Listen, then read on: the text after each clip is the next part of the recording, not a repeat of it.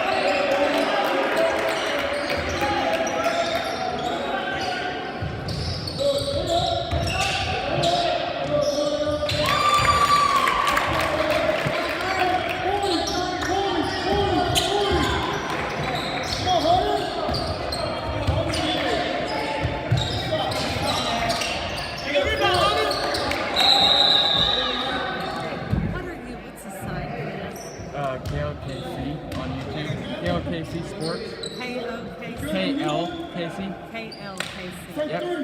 Just go to YouTube. Yep.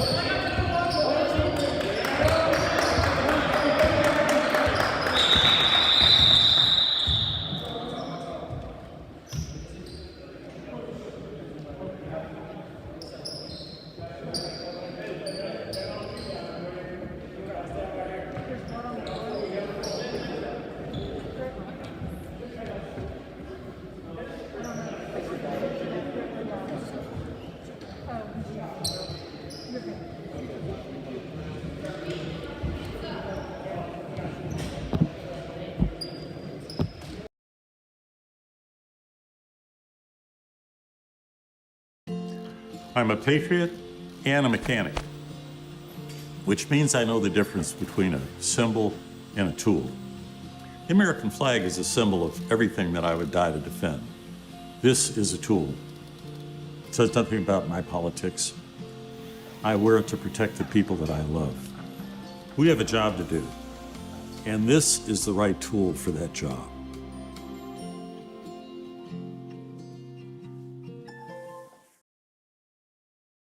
If you want to help others, then join Labette Community College Dental Assistant Program to place yourself in a field with rewarding income potential, job growth, mobility, and a career that's ever-changing. Start today for an engaging career, which may serve as a starting point to become a hygienist or dentist. Earn a certificate in as little as 9 months or an associate's degree in dental assisting in as little as 2 years. Earn your dental assistant degree for as little as $119 per credit hour. Call today to find out more about this exciting program being offered at the LCC Cherokee Center near Pittsburgh.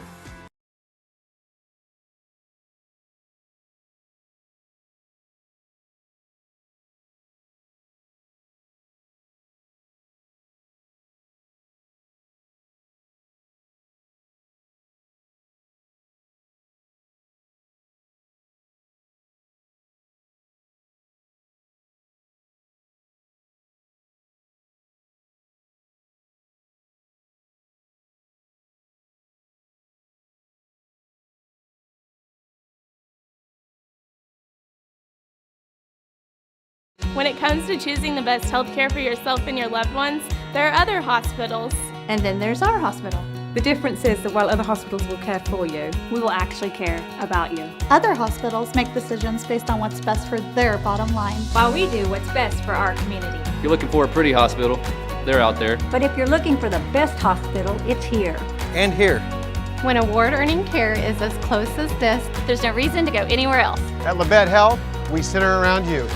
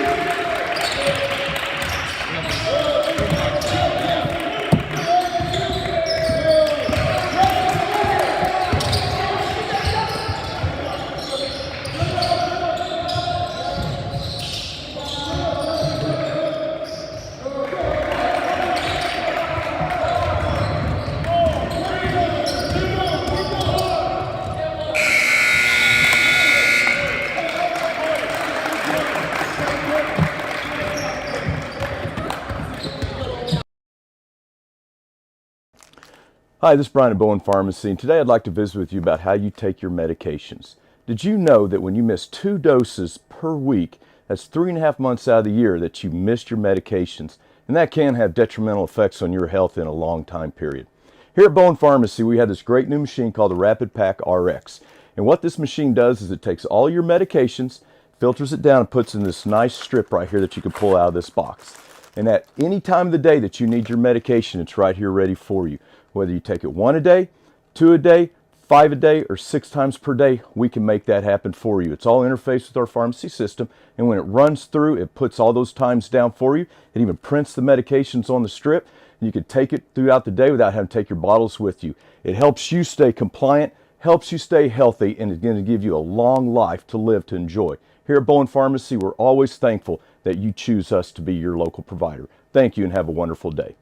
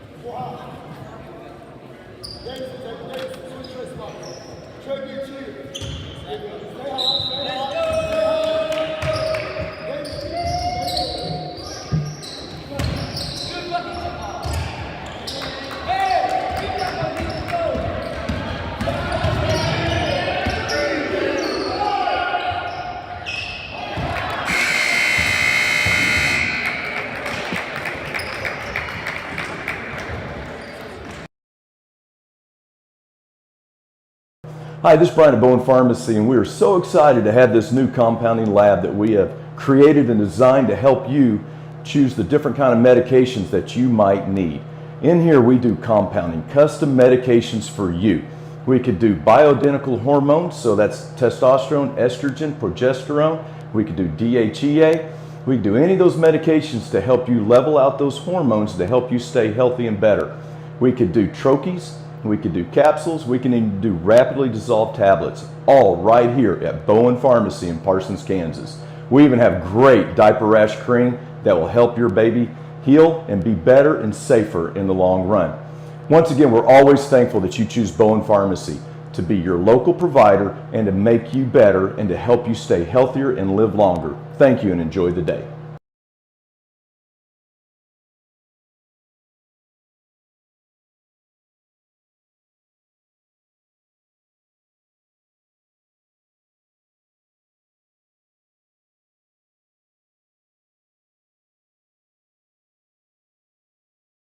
At Wood Doolahary Insurance, 2020 is over. We're looking forward to a great 2021. The Chiefs are looking strong, and so are we. Zoom calls are still part of everyday office life, and we're still social distancing. But the one thing that didn't change, our commitment to customer service.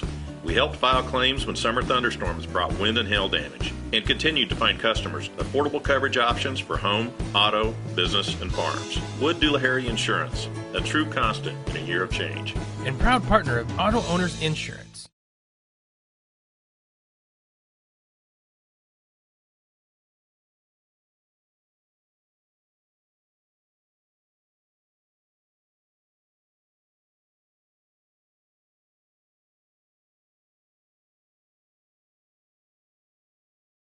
When it comes to choosing the best health care for yourself and your loved ones, there are other hospitals. And then there's our hospital. The difference is that while other hospitals will care for you, we will actually care about you. Other hospitals make decisions based on what's best for their bottom line. While we do what's best for our community. If you're looking for a pretty hospital, they're out there. But if you're looking for the best hospital, it's here. And here. When award-earning care is as close as this, there's no reason to go anywhere else. At Labette Health, we center around you.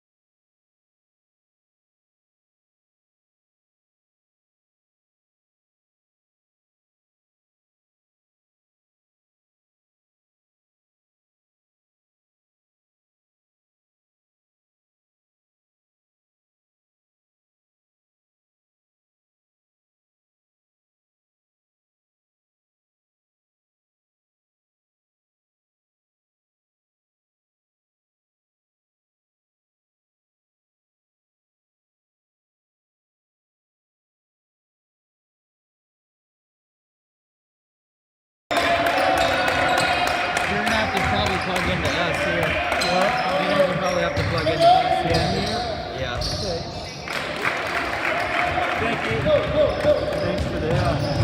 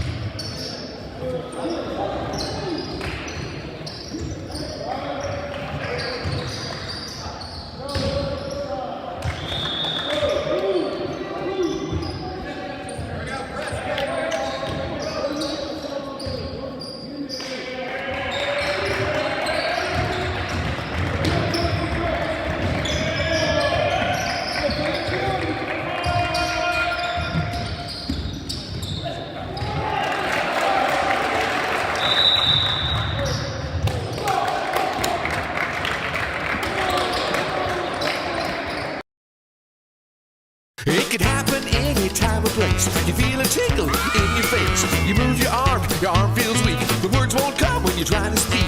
Folks may think it's all a joke, but it ain't no joke, it's a stroke. Face, arm, speech, time. That spells fast. Better call 911. At stroke's first sign. Time means brain, so don't waste time. Time means brain, so don't waste time. Act fast. Face, arm, speech, time. Act fast. Face, arm, speech, time. Act fast. In an emergency, take me to Labette Health.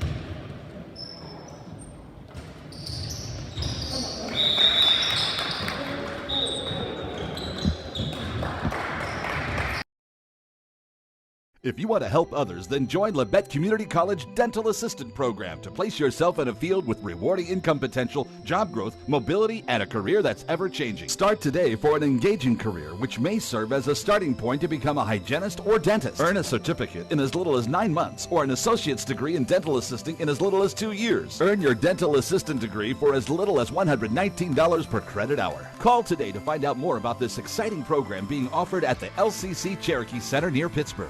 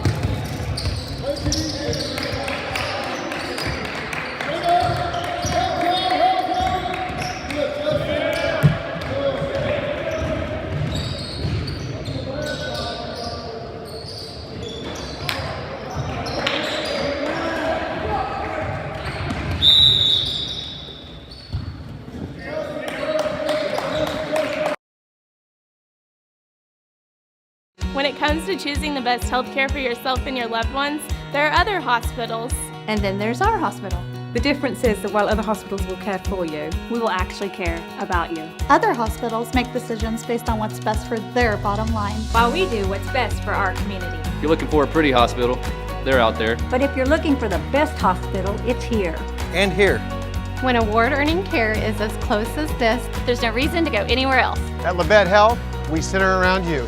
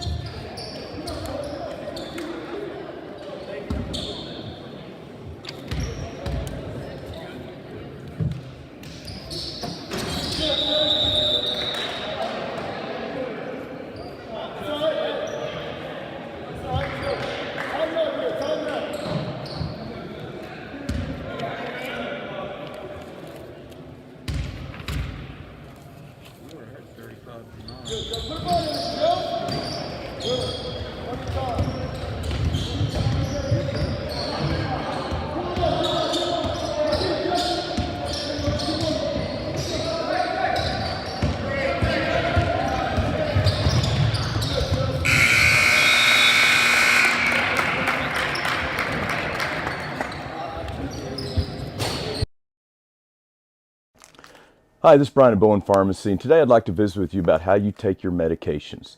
Did you know that when you miss 2 doses per week, that's 3.5 months out of the year that you missed your medications, and that can have detrimental effects on your health in a long time period.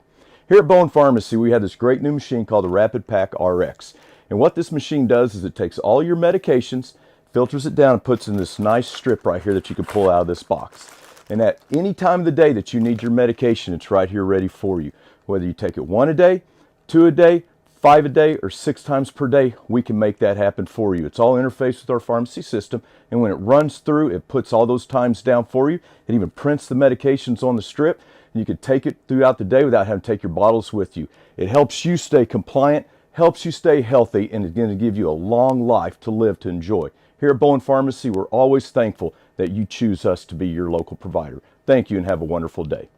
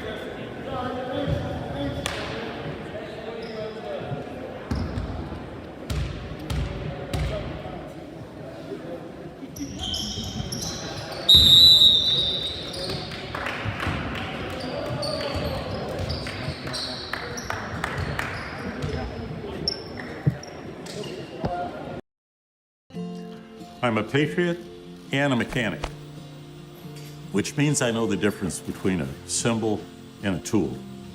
The American flag is a symbol of everything that I would die to defend. This is a tool. It says nothing about my politics. I wear it to protect the people that I love. We have a job to do, and this is the right tool for that job.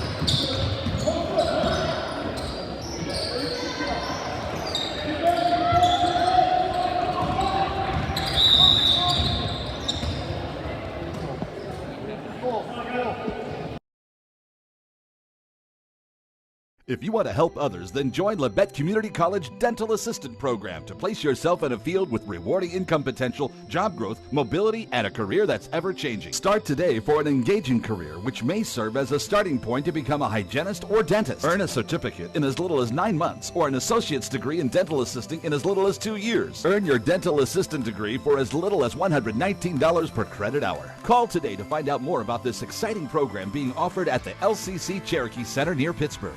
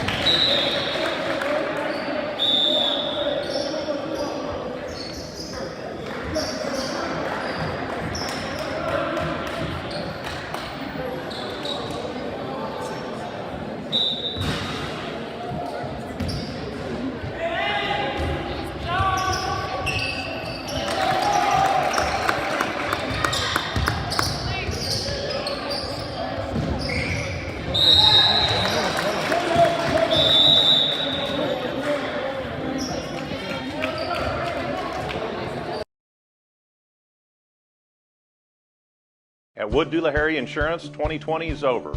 We're looking forward to a great 2021. The Chiefs are looking strong, and so are we. Zoom calls are still part of everyday office life, and we're still social distancing. But the one thing that didn't change, our commitment to customer service. We helped file claims when summer thunderstorms brought wind and hail damage and continued to find customers affordable coverage options for home, auto, business, and farms. Wood Doolahary Insurance, a true constant in a year of change. And proud partner of Auto Owners Insurance.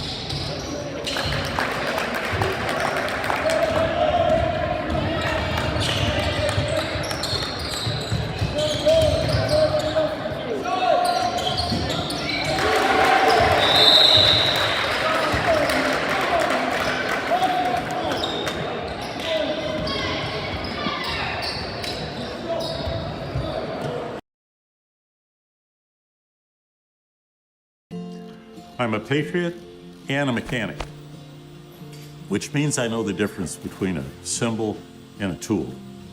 The American flag is a symbol of everything that I would die to defend. This is a tool. It says nothing about my politics. I wear it to protect the people that I love.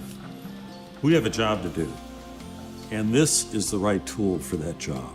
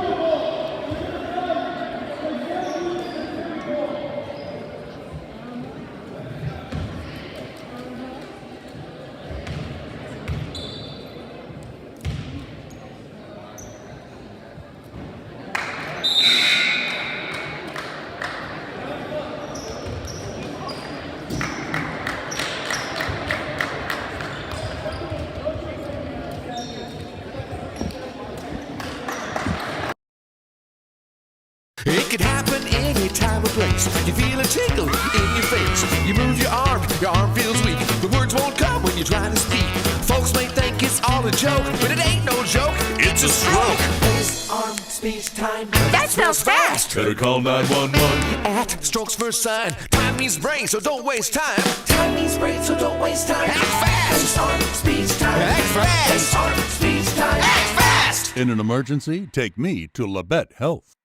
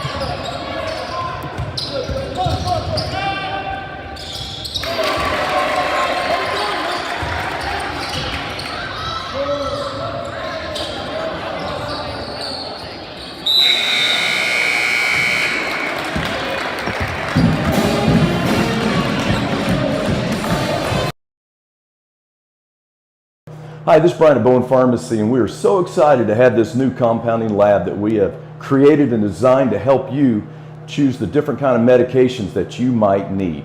In here we do compounding, custom medications for you.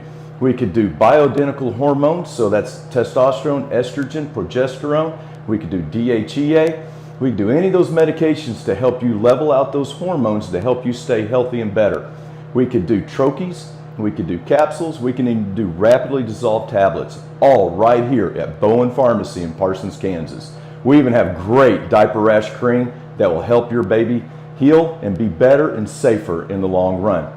Once again, we're always thankful that you choose Bowen Pharmacy to be your local provider and to make you better and to help you stay healthier and live longer. Thank you and enjoy the day.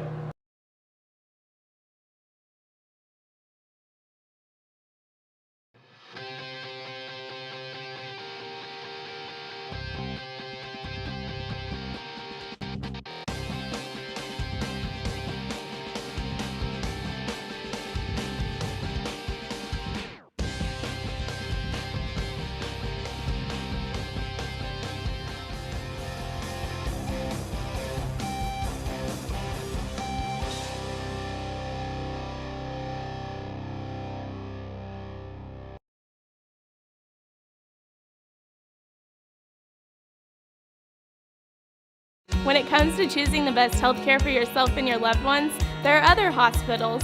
And then there's our hospital. The difference is that while other hospitals will care for you, we will actually care about you. Other hospitals make decisions based on what's best for their bottom line, while we do what's best for our community. If you're looking for a pretty hospital, they're out there. But if you're looking for the best hospital, it's here. And here. When award-earning care is as close as this, there's no reason to go anywhere else. At Labette Health, we center around you. I'm a patriot and a mechanic, which means I know the difference between a symbol and a tool. The American flag is a symbol of everything that I would die to defend. This is a tool. It says nothing about my politics. I wear it to protect the people that I love. We have a job to do, and this is the right tool for that job.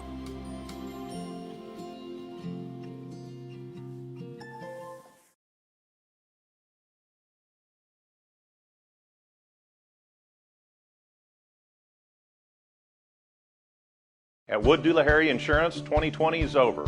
We're looking forward to a great 2021. The Chiefs are looking strong, and so are we. Zoom calls are still part of everyday office life, and we're still social distancing. But the one thing that didn't change, our commitment to customer service. We helped file claims when summer thunderstorms brought wind and hail damage, and continued to find customers affordable coverage options for home, auto, business, and farms. Wood Doolahary Insurance, a true constant in a year of change. And proud partner of Auto Owners Insurance.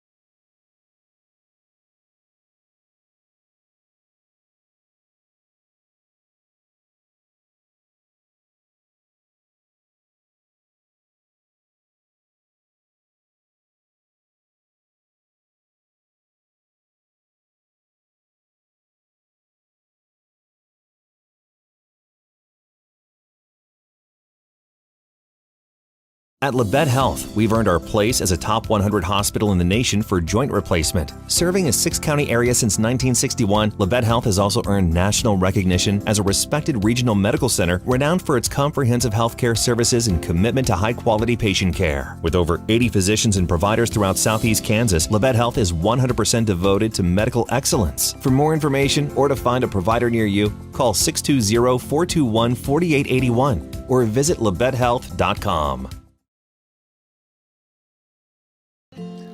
I'm a patriot and a mechanic, which means I know the difference between a symbol and a tool. The American flag is a symbol of everything that I would die to defend. This is a tool. It says nothing about my politics. I wear it to protect the people that I love. We have a job to do, and this is the right tool for that job.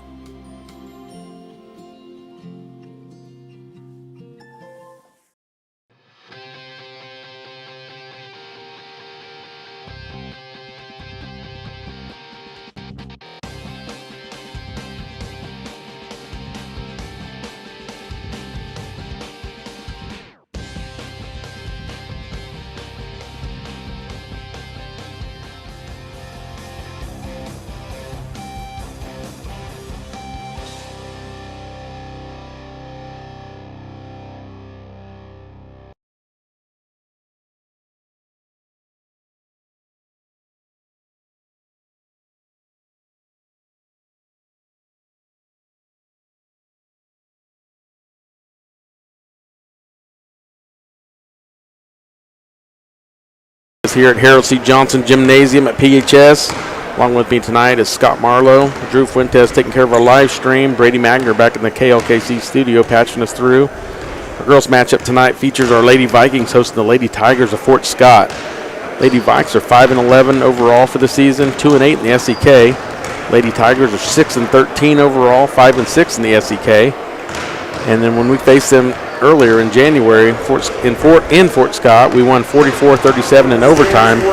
Both teams were pretty ice-cold shooting, and the defense of Aubrey Lassen held their best player to 12 points, and 5 of those 12 points coming from the free throw line late in the game after Aubrey fouled out. The Lady Tigers are currently on a 3-game winning streak, all in the SEK. So, Scott, I'm sure Coach Steps will come out with a better plan for their offense here tonight. Yeah, I didn't even know Fort Scott had that 3-game winning streak until you told me about 10 minutes ago, and you know those are some pretty impressive wins, and with a team that's struggled to get wins the last couple of years. And even though this game won't count towards sub-state seedings, it's still a SEK League game, and I know both teams will come out and play hard, and hopefully the Lady Vikings can get a win and get a little momentum going into that play-in game on Saturday afternoon. Exactly. But a couple of those wins from these Lady Tigers were against Independence and Pittsburgh, but we knew Pittsburgh lost their star point guard, which is definitely a bad thing for Pittsburgh. But obviously, Lady Tigers are playing some pretty good basketball right now, and they beat Chanute a few games before that winning streak, and then they also played Labette County pretty close. I think they were within like 6 points of Labette County in a pretty low-scoring game. So they're definitely playing a lot better. So yeah, I haven't seen any of those games. I haven't even seen 1 second of any of those wins, but obviously they're doing something right. Yeah, and I just remember when we played at Fort Scott, it was just both teams were ice cold. It just seemed like nothing. It's like a lid on the basket, on both ends of the court. And I know Ella Beth was frustrated by Aubrey Lassen, and I know they got to where they were shoving towards the end of the game, which I remember Ella Beth shoving Aubrey, and then Aubrey shoved her back, and she got caught. And, And I think that happened twice, and ended up Aubrey fouled out. But Aubrey's defense definitely has been pretty good all year long. I mean, Corey Babcock the other night was frustrated, being guarded by her like the entire game. And yeah, when you get face guarded like that for 30, 31 minutes, it'll wear you down. Yeah, I mean they're running for their life, just trying to get an open look, and there's not many open looks when you got somebody in your hip pocket the entire time. So, well, I think we should take it back to the station for a minute. Let's do it. Let's take it back to the station for a 1-minute break before we get the starting lineups, and then we will get back to Lady Vikes basketball. You're listening to Parsons High School basketball on KLKC V93.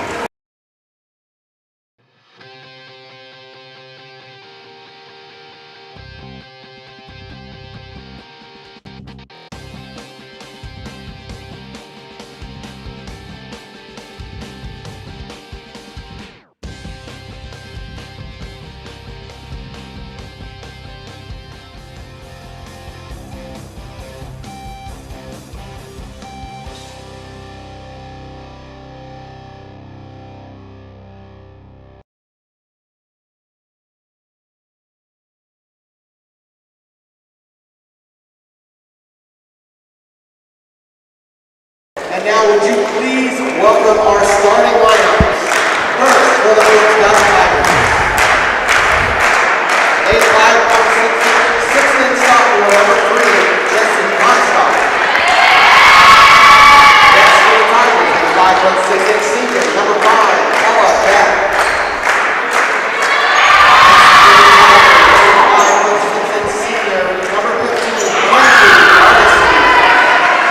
Welcome back, Harold C. Johnson Gymnasium. Tony Fuentes, Scott Marlowe, and Drew Fuentes in the live stream. They're announcing all the starting lineups right now. And for the Fort Scott Lady Tigers, sophomore Jesse Comstock, senior Ella Beth, senior Kinsey Hardesty, senior Addie Williams, and junior Abby Altick will be the starting lineup for the Fort Scott Lady Tigers. And for the Lady Vikes, Brianna Patterson, Sydney Scheibe, Anaya Hinman, Aubrey Lassen, and Ashka Patel.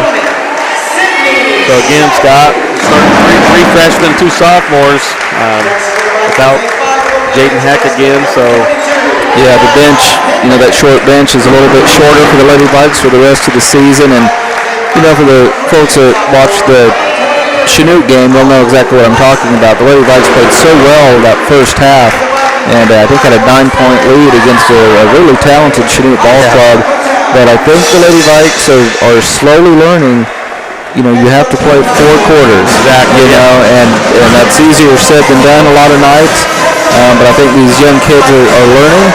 And, if they can hang with Chanute, honestly, they can hang with Labette County. Exactly. And that's if they get by Coffeyville on Saturday, that's where they're going to head. They're going to head down to Altamont and play Labette County in the sub-state semifinals. And Labette County is a great team, but first things first, hopefully the Lady Vikes can take care of business against the Lady Tigers here tonight. Yep, and we're about to tip off here, or actually hand off. No tips here during COVID, so Fort Scott Lady Tigers will have the ball to start the ball game. And sophomore Jesse Comstock starts with the ball, gets it to Altick, over to Hardesty, back to Comstock. Addie Williams with it. I think we've got possibly a box and one.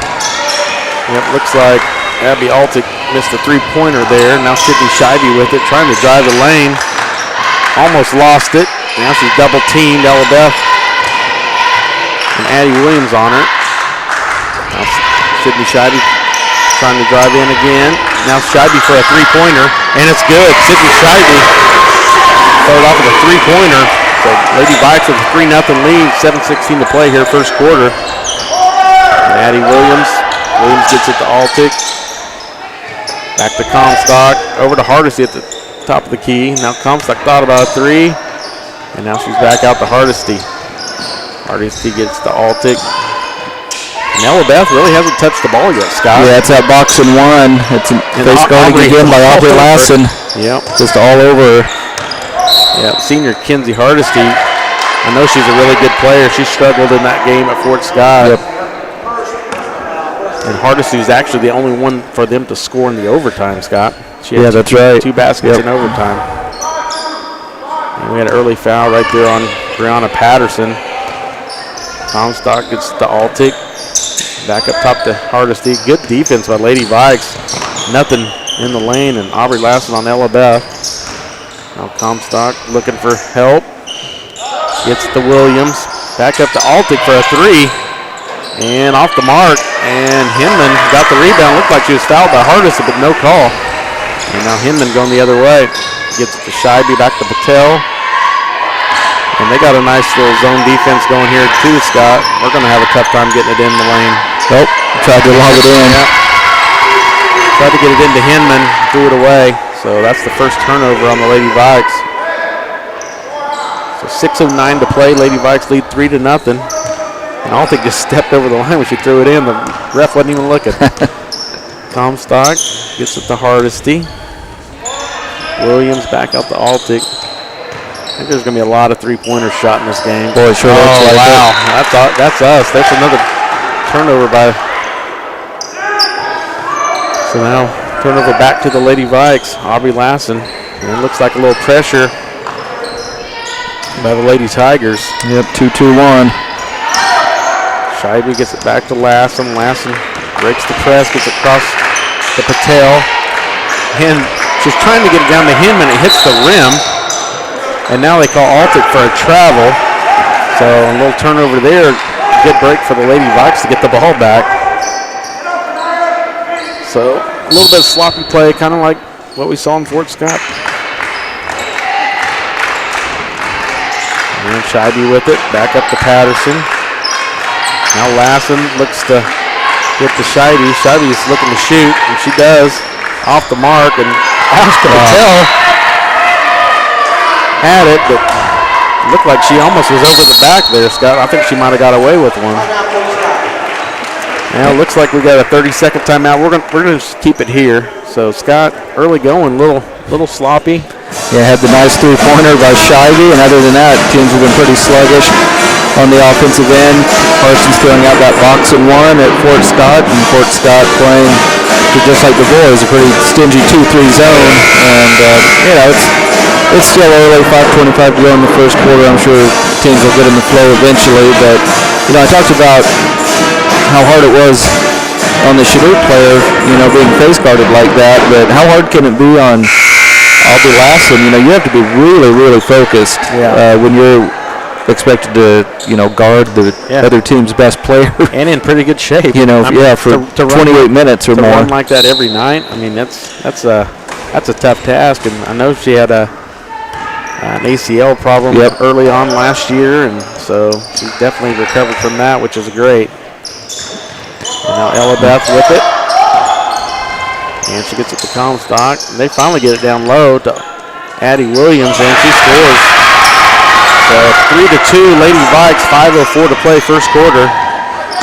And Patel has Ella Beth trying to steal it from her, but she gets it. Now Patel for a three, and it goes down. Oscar Patel. She's been cold of late, Scott, but that's a big one there. 6-2 lead for the Lady Vikes. We had a pretty good start last couple of games, and then, like we said earlier, had basically a full quarter where we didn't score. Yeah, just have to maintain that intensity for all four quarters. Yep. Altic back to Comstock. They're still trying to get it in low to Williams. Now Hardesty in the lane with the floater and gets a roll. So Kenzie Hardesty gets her first basket and cuts the lead to 6-4 Lady Vikes. Scheibe almost took steps there. Yeah, that was close. Now Scheibe with it. Gets it all the way across to Patterson. Patterson trying to get it into Hinman again, and Hinman wasn't quite ready for it. And Fort Scott going the other way. So Altic. Addie Williams in the lane, throws it away. So good break for the Lady Vikes there. So 6-4 Lady Vikes. Lady Vikes with the ball. 3:56 play first quarter. Sydney Scheibe trying to break the press, and she does. Gets it across the court. Now she's double teamed. Gets it to Lassen. Now Patterson with it. Now Lassen trying to drive the left side. Back to Patel. Sydney Scheibe gets it down to Hinman. That's now nice Patel move. gets blocked by Altic, and Hinman runs it down. Now Scheibe's going to open for a three, and it's off the mark. And Altic with the rebound, and Hardesty going the other way fast. Lady Vikes get back great, and now Altic for a three, and she knocks it down. She's a good shooter. Abby Altic now with a first basket of the game and gives the Fort Scott Lady Tigers their first lead of the game, 7-6. 3:08 to play, first quarter. Kenzie Baldwin to check in for the Lady Vikes at the next break. And we got Patterson over to Scheibe. Back to Lassen. Hinman with it. Gets a nice pass to Brianna Patterson, and she scores down low. So 8-7, Lady Vikes take the lead back. 2:41 play first quarter. Comstock guarded by Patterson. Gets it to Hardesty.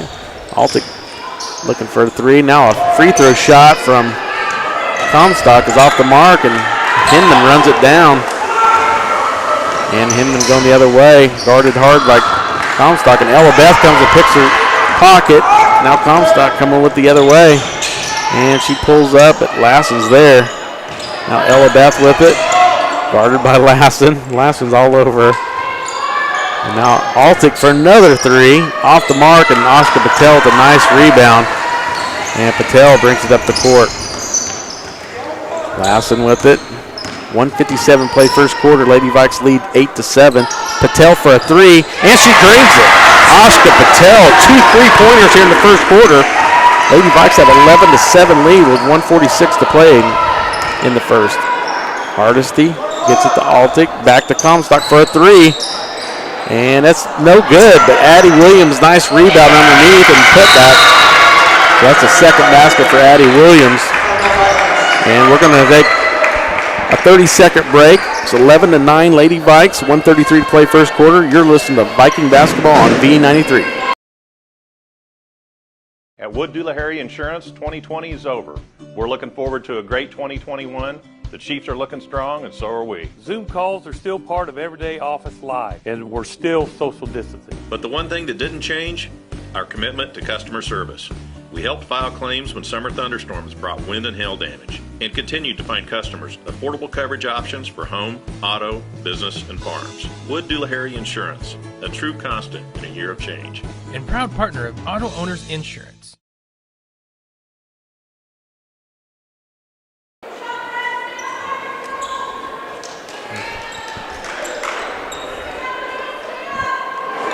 All right, welcome back. Harold C. Johnson Gymnasium here at Parsons High School. Sydney Scheibe bringing it up the court, gets to Patel, and tries to get it to Hinman. Now we got a couple of new players in for the Fort Scott Tigers. We got Keegan Yerrick, she's a freshman.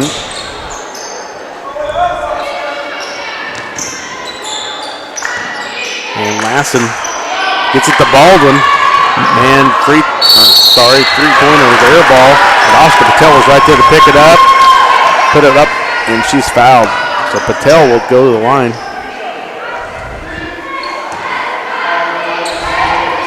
And the foul is called on Keegan Yerrick. That'll be her first personal foul. And Patel, first free throw is good. So Oscar Patel with 7 early points here for the Lady Vikes, giving the 12-9 advantage with 1:10 to play first quarter, and she's got one more free throw coming. Lassen to the bench. We'll see if that changes anything on how they guard Ella Beth. And Patel knocks them both down, so she's 8 points early on here in the game. Looks like it'll be Patterson.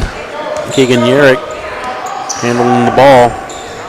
Yeah, Patterson's having a tough time trying to keep up with Ella Beth. Yeah, they're running her off multiple screens. Yep, Harmony Shaw's in the game for the Lady Tigers. And now Yerrick for a three, off the mark, and tipped out to Baldwin. Oh, and now stolen by Fort Scott. Now Kenzie Baldwin steals it back. And almost a foul there by Fort Scott, but no call. And Scheibe with it, gets it to Patterson, back to Patel for a three, and she's good. Oh, she is on fire. Oscar Patel with 11 points here in the first quarter. Lady Vikes have a 16-9 lead with 25 seconds. We're going to keep it here.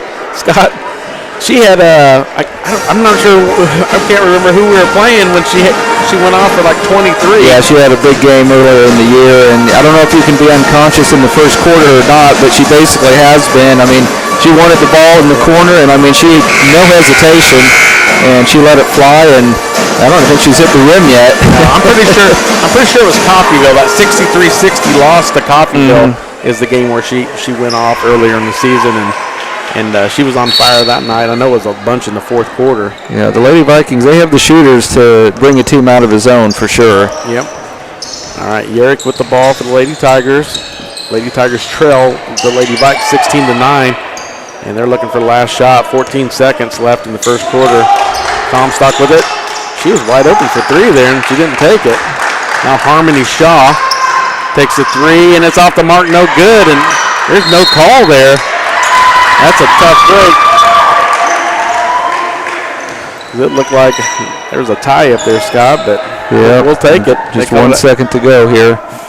Yeah, probably not going to get a shot off. All right, so Lady Vikes lead 16-9 at the end of the first quarter. You're listening to Parsons High School basketball on B93. Let's take a 1-minute break.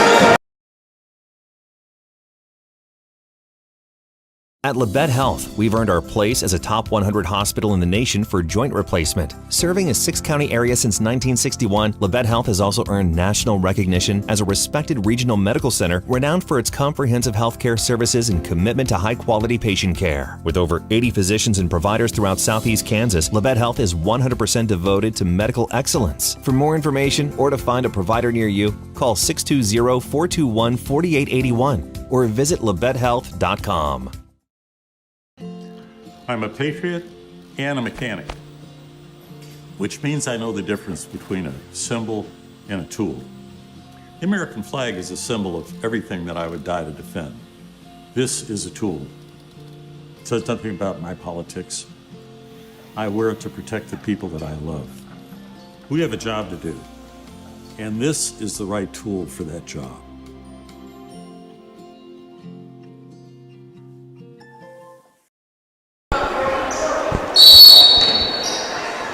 All right, welcome back.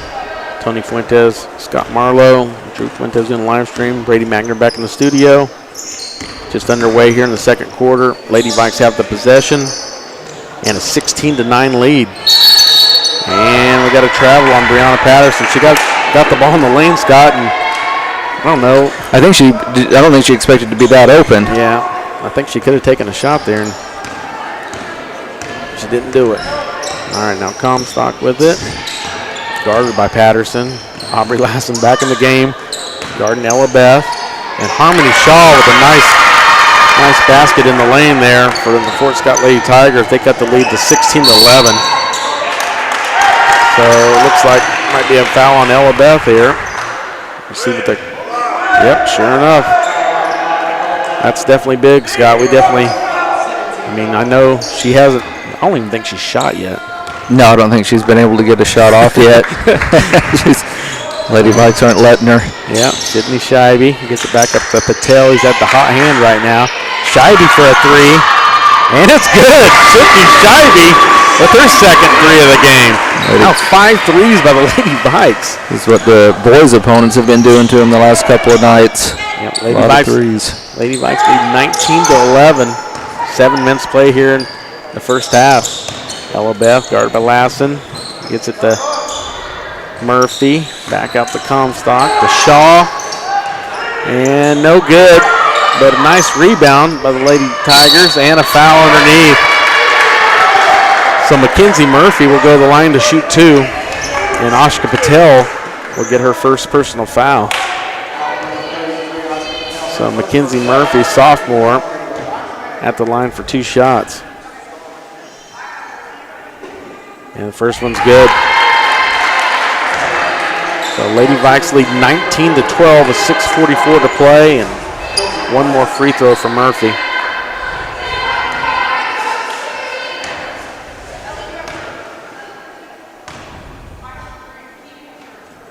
And no good. Sydney Scheibe with the rebound. Scheibe bringing it up the court. Looks like she could almost go coast to coast with it. She does. Oh, but it missed it. Barely missed the layup. Now Hardesty with it, and she's about to lose the handle like a slippery ball.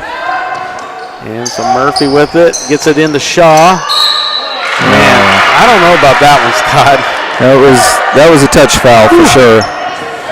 The foul is called on Anaya Hinman. That'll be her first personal foul, and Harmony Shaw will go to the line for 2 shots. I've noticed Ella Beth is almost getting to where she's just standing still on the offensive end. That's crazy. She's getting so frustrated. Harmony Shaw's first free throw is no good. Lady Vikes lead by 7, 19-12, 6:24 to play, second quarter. Shaw's second one is good. So Harmony Shaw now with 3 points on the game. Off of the bench, Sydney Scheibe gets it up to Patterson. Patterson guarded by Shaw. Gets it to Hinman. Hinman can make a move here. And she does, but she forces it up a little too hard. Now Fort Scott going the other way with it. And Keegan Yerrick, freshman. That was a nice pull-up. With her first basket, cuts the lead to 4. 19-15, Lady Vikes lead with just under 6 minutes to play in the first half. Now Scheibe with it up top. Guarded by Yerrick. And Yerrick just takes it from her. Now Keegan Yerrick the other way, and she makes another basket. So now Keegan Yerrick with 4 points. And Scheibe gets it all the way up to Patel. Ella Beth gets back and cuts her off, so no easy basket for the Lady Vikes. Lady Vikes still lead by 2. Patterson throws it up, no good. Now Ella Beth on the run. 5:23 to play here, second quarter. And Hardesty off the mark, no good. And Anaya Hinman with it. Hinman going the other way, and no good. And Ella Beth, a nice rebound, and she's going coast to coast, Scott. And she misses the layup, but there's a... I didn't see the foul. There's a Lady Tiger there. Mackenzie Murphy there with the rebound. And a second foul now on Ashka Patel. So she was hot in the first quarter with 11 points. Now she picked up her second foul. So Mackenzie Murphy now will go to the line to shoot 2 to try to tie the game. And Murphy now gets the ball. First shot is no good. So Lady Vikes lead 19-17 with 5:02 to play. And Mackenzie Murphy will have one more shot.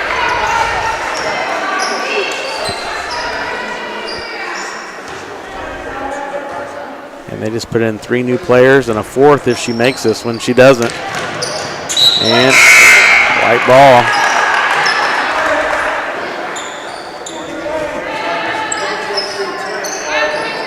So Lady Tigers continue to go to their bench, bringing in a couple new players. Taryn Farley, a junior, checks in for the first time. Now Aubrey Lassen for a 3. Oh, it was almost, it looked good, Scott. It was right on line the whole time. And Altick with it, gets it into Hardesty. Hardesty in the lane, no good. And off work Scott, it'll be Lady Vike basketball. Lady Vikes lead 19-17, 4:41 to play in the first half. And Aubrey Lassen inbounds with a full court press on her. It's a straight man-to-man press. That's a turnover. And Lady Vikes didn't want that. So now the Lady Tigers will inbounds underneath their own basket with a chance to tie or take the lead here. And Hardesty gets it into Altick. Altick off the mark, and Ashka Patel there for the nice rebound. So Aubrey Lassen now, and she is fouled, but they're going to call her for a travel. That's a tough break for Aubrey. That's 9 turnovers on the Lady Vikes here in the first half, 5 on the Tigers. Yeah, we'll continue to lead though. That's the best part of it. Now Lassen's going back to the bench. And Lady Vikes continue to lead 19-17, even though they have those 9 turnovers. Hardesty with it. Keeping it around the top of the key, and now Altick trying to drive. Now Hardesty with an easy little bucket, but she misses it. Farley almost had a rebound, and Comstock does get it. Oh, no contact that I saw. Man, the other night, Scott, they weren't calling any of this, and this guy's calling everything. Oh, and that's on Patel. That's her 3rd. Yeah, Ashka Patel now with 3 fouls. So that's definitely going to hurt. Taryn Farley at the line for the Lady Tigers. And her first free throw is good, so she's got a chance to tie the game here. 19-18 Lady Vikes. And that one is good as well. So tie ball game. We're tied at 19. And freshman Keegan Yerrick checks back in. She had a couple of buckets here early in the second quarter, Scott. The Lady Vikes can handle this press a little bit better. Hinman has it, brings it up the court, looking to go coast to coast. She's got a little bit of a lane there, and she gets fouled. Looks like she's fouled by Farley. We'll see who it is. Sure enough, Taryn Farley. She just checked in the game and picks up her first personal foul. And now Anaya Hinman to break the tie. First one is no good. So Anaya Hinman will have one more free throw here. She has not had a basket tonight. Second one. No good as well, but Brianna Patterson, nice rebound, and she's fouled. So Brianna Patterson now will go to the line for two. So after making our first two free throws, Scott, we missed the next two.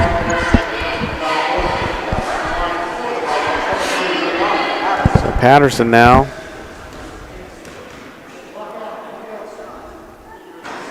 No good.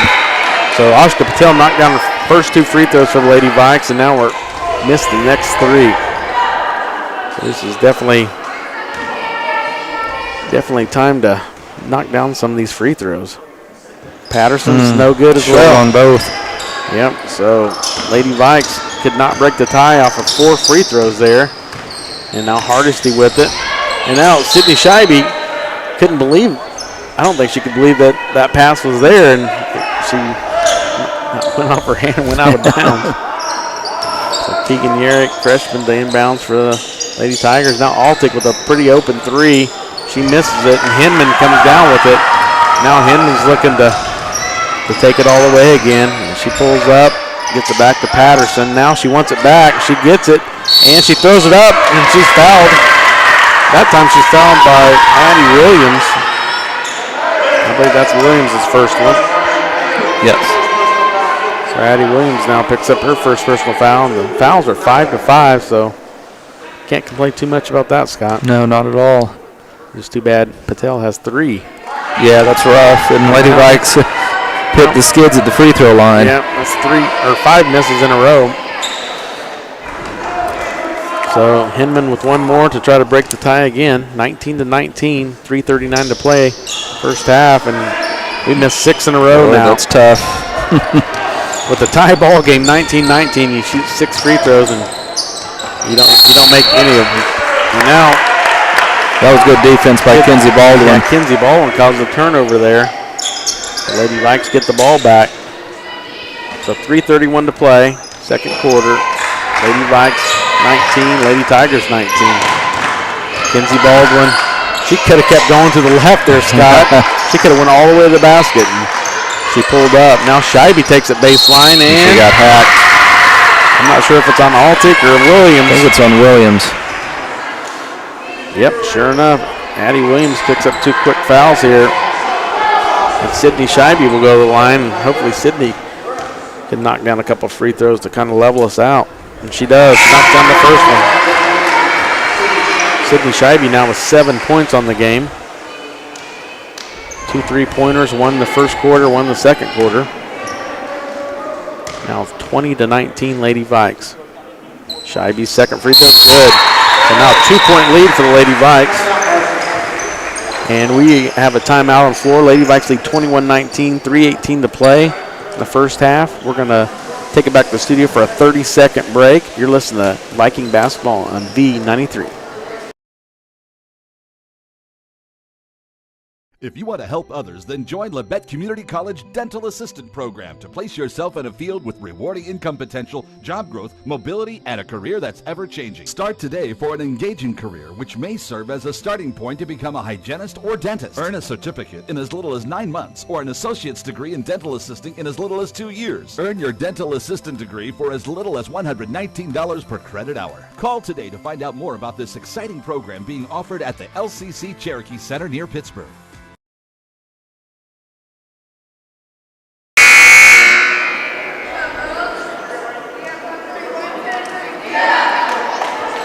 Welcome back, Parsons High School. Tony Fuentes, Scott Marlowe, Drew Fuentes live stream. Brady Magner back in the studio. Scott, we had a 7-point lead at the end of the first quarter. I'm pretty sure that was the largest lead that we've had. And since then, Lady Tigers took the lead at one point by a point, and then we took the lead back. And so now it's a 2-point lead. I'd like to have some of those free throws back that we missed earlier in the quarter. Yep, now Yarrick gets it to Elabeth. Elabeth still has not scored. Keegan Yarrick pulls up, and now Shaw. Off the mark, no good, and it's Viking basketball. Looked like Hinman might have touched that, but we'll take it. So Aubrey Lassen now to inbounds for the Lady Vikes. Gets it into Scheibe. 2:56 to play in the half. And Lassen. Hinman, she's going to try to take it to the basket. She pulls up, and she needs help because she's getting ready to get a 5-second call. And Baldwin has it. She gets it to Scheibe. Now Scheibe good luck. Gets it to Hinman, and she scores. So Anaya Hinman finally gets her first bucket of the game. It's a good time for it. 4-point Lady Vikes lead, 23-19, 2:27 to play in the first half. Keegan Yarrick with the ball up top, guarded by Baldwin.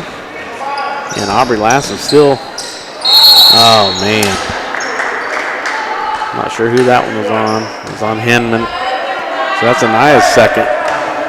Coach Scheibe employing his team to just keep your arms straight up. Yep. Don't bring them down. Harmony Shaw now at the line. She's 1 for 2 from the line. And she knocks down the first one here. The Lady Vikes still lead by 3. And Harmony Shaw with one more.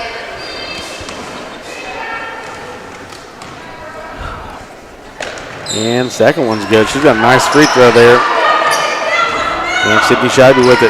Lady Vikes lead 23-21, 2:14 to play first half. Aubrey Lassen for 3 off the mark. Don't see Aubrey shoot a whole lot, Scott, but she's taken a couple of threes yes, here. She has. And both of them have been pretty close. The first one looked good online, and that one looked like it had the distance just a little bit to the right. Now Keegan Yarrick, and she banks it in. So Keegan Yarrick with a banked-in three-pointer to give the Lady Tigers a first lead in a while, so 24-23. And Scheibe turns it over for the Vikes, so now 1:46 to play in the first half. Lady Tigers lead 24-23. And Keegan Yarrick with it. Gets it to Harmony Shaw. Harmony Shaw looks to drive. Now back to Yarrick for another 3. And she drops it. So Keegan Yarrick now back-to-back threes and 2 possessions in a row give the Lady Tigers a 4-point lead, and that's their biggest lead of the night. Scheibe with it up top. Gets it to Lassen. And trying to get it into Hinman, and it goes off Hinman, but I don't know. I'm guessing Murphy must have touched it. She must have touched it. Nobody seems upset on the Fort Scott bench. No. So Lady Vikes retain possession. Lady Vikes are down 27-23. Oh, it's going to be another turnover. Sydney Scheibe and Kenzie Baldwin on the same page and threw it away. So now Lady Tigers with the ball. And Yarrick bringing it up the floor. Gets it to Hardesty. To Shaw. Off the mark, and now Scheibe trying to run with it. And she gets it to Lassen. Lassen thought about a 3, now gets it back to Scheibe. 58 seconds left first half. And it's going to be a 1-and-1, I think. Foul is called on Mackenzie Murphy. That'll be her first personal foul. So now Anaya Hinman Missed 4 free throws, and now she's shooting a 1-and-1, Scott. Definitely need this one. She's due. And it's in. Seems like throughout the year she's been kind of a streaky free throw shooter. If she can get 1 or 2 to go down, she'll probably be okay, but she can also miss several in a row as well, it seems like. Yep. Lady Vikes trail by 3. Hinman's second free throw off the mark. And Yerrick going the other way. So Lady Vikes trail 27-24 with 50 seconds to go. And three-point basket off the mark. Murphy there for the rebound. Gets a putback. Now Mackenzie Murphy with 3 points. That's 5 offensive rebounds for the Lady Tigers in the first half. Yeah, that's definitely the big turning point there for them. Now 5-point lead for the Lady Tigers, but Sydney Scheibe drives baseline and scores it. So now Sydney Scheibe with double digits. She's got 10 points on the game. So we got 2 players in double digits here in the first half, Scott. Yeah, Lady Vikes have shot pretty well. Oh, charge, yep. So Harmony Shaw drives in on Nia Hinman, and Nia Hinman stood her ground and takes the charge. So Lady Vikes have a chance here. 12 seconds to go in the first half to tie it up with a 3. They trail 29-26. We led by 7 after the first quarter, so the Lady Tigers have outscored us by 10 so far in this second quarter. Coach Shai went in and put Patel back out on the floor for this last possession, even with 3 fouls. Yeah, Hinman with it. 10 seconds. Now Patterson. Did she travel? And she traveled again. So Brianna Patterson called for travel for 6 seconds. Patel now on defense. Hopefully she can. Now Baldwin, I think Coach Scheibe realized it and puts Baldwin back in for Patel because he'd hate to have her pick up her 4th foul in the last 6 seconds here of the first half. So 29-26, Lady Tigers lead by 3. 5 seconds. Comstock bringing it down, guarded by Scheibe. Now Altig. Oh, that's blocked. Good block by Brianna Patterson. So we're at halftime. Lady Vikes trail 29-26. We're going to take a 2-minute break, and then we'll come back to break down the first half. You're listening to Lady Vikes basketball on B93.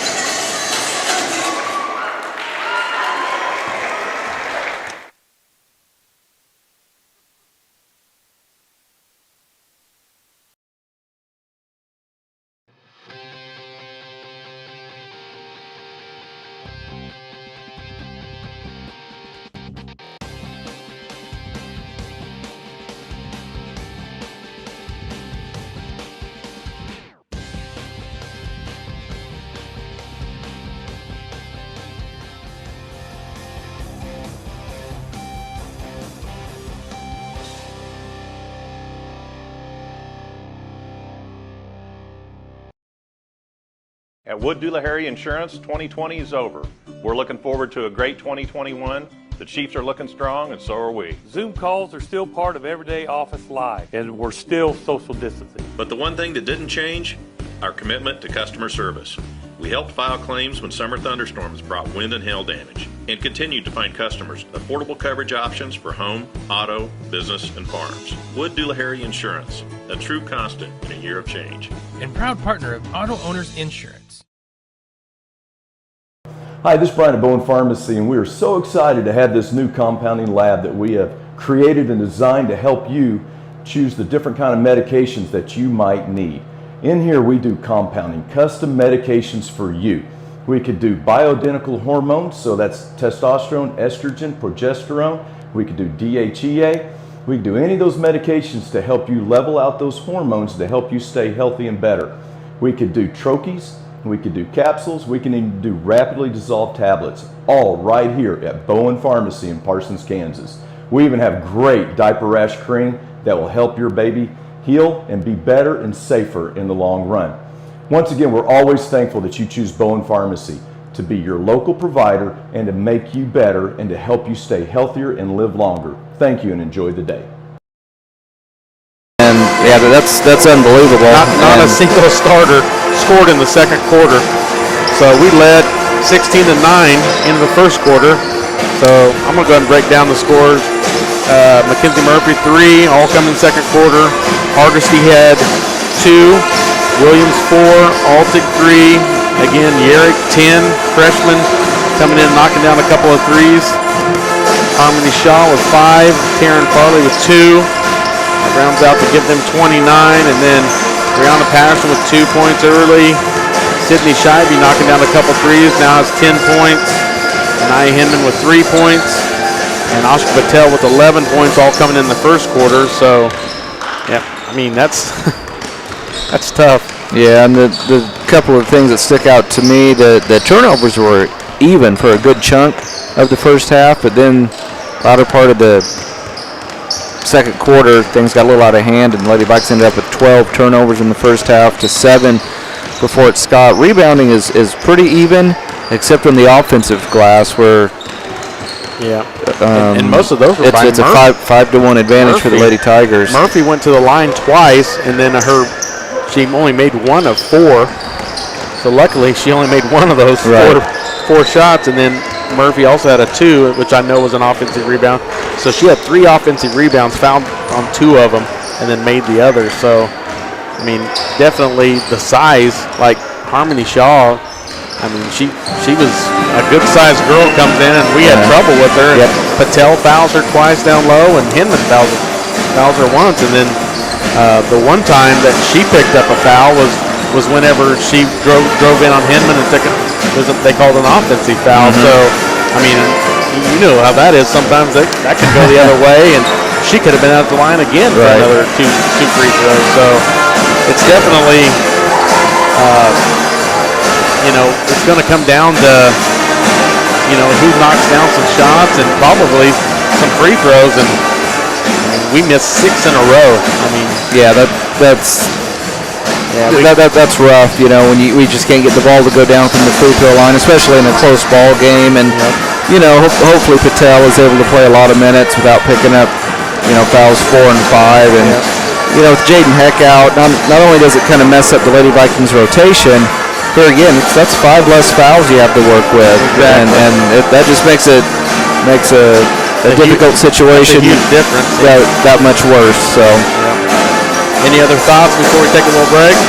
I just hope the Lady Vikes come out and play with confidence. They had that pretty nice lead, and then the nice run by Fort Scott. So obviously the Lady Vikes know they're only down by 1 possession, and hopefully they can just come out and play with some confidence and get the lead back. And here again, maybe they can have the lead going into the fourth quarter. I think that would give them a lot of confidence against the Fort Scott team that has been playing really well over the last couple of weeks.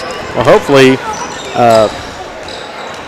Coach Steps doesn't realize that all 20 points were from their bench players, and he puts his starters back out there for the third quarter. That would be nice. So let's take about a 2-minute break. Take it back to the studio. You're listening to Viking Basketball on V93. It could happen any time or place. You feel a tickle in your face. You move your arm feels weak. The words won't come when you're trying to speak. Folks may think it's all a joke, but it ain't no joke. It's a stroke. Face, arm, speech, time. That spells fast. Better call 911. At Strokes First Sign. Time means brain, so don't waste time. Time means brain, so don't waste time. Act fast. Face, arm, speech, time. Act fast. Face, arm, speech, time. Act fast. In an emergency, take me to Labette Health.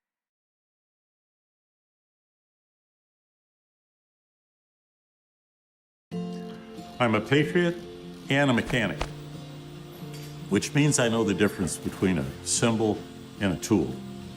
The American flag is a symbol of everything that I would die to defend. This is a tool. It says nothing about my politics. I wear it to protect the people that I love. We have a job to do, and this is the right tool for that job.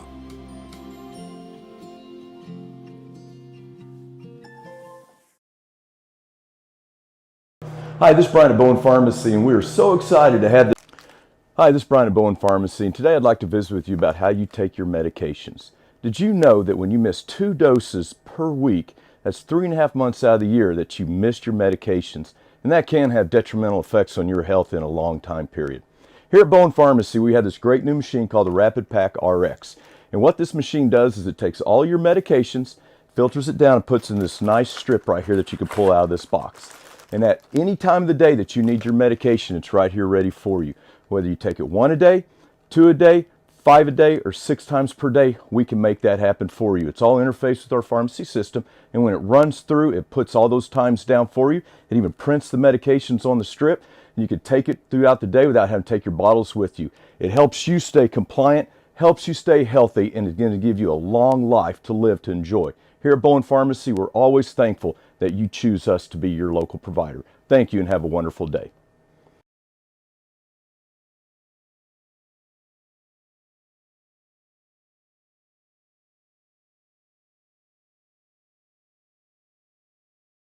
Lady Vikes trail 29-26 in a pretty hard fight first quarter or first half, and we're looking back at the first time when we played at Fort Scott.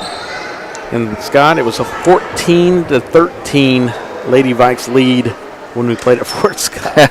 So low scoring. So we almost have double. Yeah. Actually, it is double. 14-13 and 29-26. Yeah, almost exactly. So yeah, we're at double in the scoring. So definitely a little bit more scoring here, but still a pretty close ball game. And it looks like the Lady Tigers will have the ball to start the second half. So Coach Steps came to the table and said he's going back with these starters, which we just talked about in the halftime report is the 20 points in the second quarter by the Lady Tigers were all from the bench players. So hopefully the Lady Vikes can continue to shut down the starters and try to get a lead back here, Scott. Yeah, Lady Vikes need to come out and start the third quarter just as well as they started the first. Yep. All right, Jesse Comstock with it, guarded by Patterson. Lady Vikes in a little zone defense, and nice steal there. Sydney Scheibe gets the steal, and she's looking to pop a two-pointer, and she does. Sydney Scheibe starts off second half of the basket, and Lady Vikes trail by 1. 29-28, 7:34 to play in third quarter. And Altick with it. Gets it to Comstock. She's guarded by Patterson. Now Hardesty with it. And Altick for a wide open 3, and it's no good. And Hardesty though. Man, she was hacked there. Luckily, that was Patel, wasn't it? I think it was. I couldn't tell if it was Patel or Hinman, but yeah, they came down hard. Yeah, luckily we didn't get a foul call. So Altick with it off the inbounds, and she knocks it down. So Abby Altick had a three-pointer early on in the game, but she knocks down a basket here to give her 5 points for the game. Now Altick trying to steal it for Scheibe. And Scheibe gets it to Lassen. Lady Vikes trail by 3. Now Hinman for a 3, and she knocks it down. I have not seen her shoot a 3 all year. And Nia Hinman ties the game 31-31 with 6:46 to play in the third quarter. She hasn't shot very many. No, that was unexpected to say the least. Yep, Comstock with it. Back to Altick. Altick, I thought she was going to shoot another 3. Hardesty for a long 2. And, man, that should have been a foul there. And now Hardesty under the basket. She doesn't even get fouled. And they're probably going to get Patel on that one. They sure do. That's tough. So Oscar Patel with their 4th foul. And 2 more offensive rebounds. And the basket goes for Kinsey Hardesty. So Kinsey Hardesty for the chance for the old-fashioned 3. Lady Tigers back up by 2, and Hardesty at the line. And No good. And Hinman comes away with the rebound. So Lady Vikes trail by 2. Hinman can go coast to coast. And they're going to call it on the floor. Probably the right call. Yeah. So Addie Williams picks up her 3rd personal. Mackenzie Baldwin checks it in for Patel. Yeah, Baldwin's going to get a lot of minutes here in the 3rd quarter. Yep. And Lassen gets it into Baldwin. Baldwin loses it and almost lost it. And now she gets it to Patterson. Patterson guarded by Comstock. Now Patterson wanting to drive. Nice screen by. And that's now 4 on Addie Williams, but Scott, they're bringing in Murphy that's been scoring, so.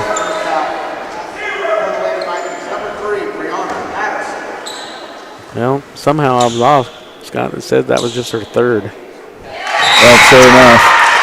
But I swear she had 1 in the first, or 2 in the first half, but she's headed to the bench anyway.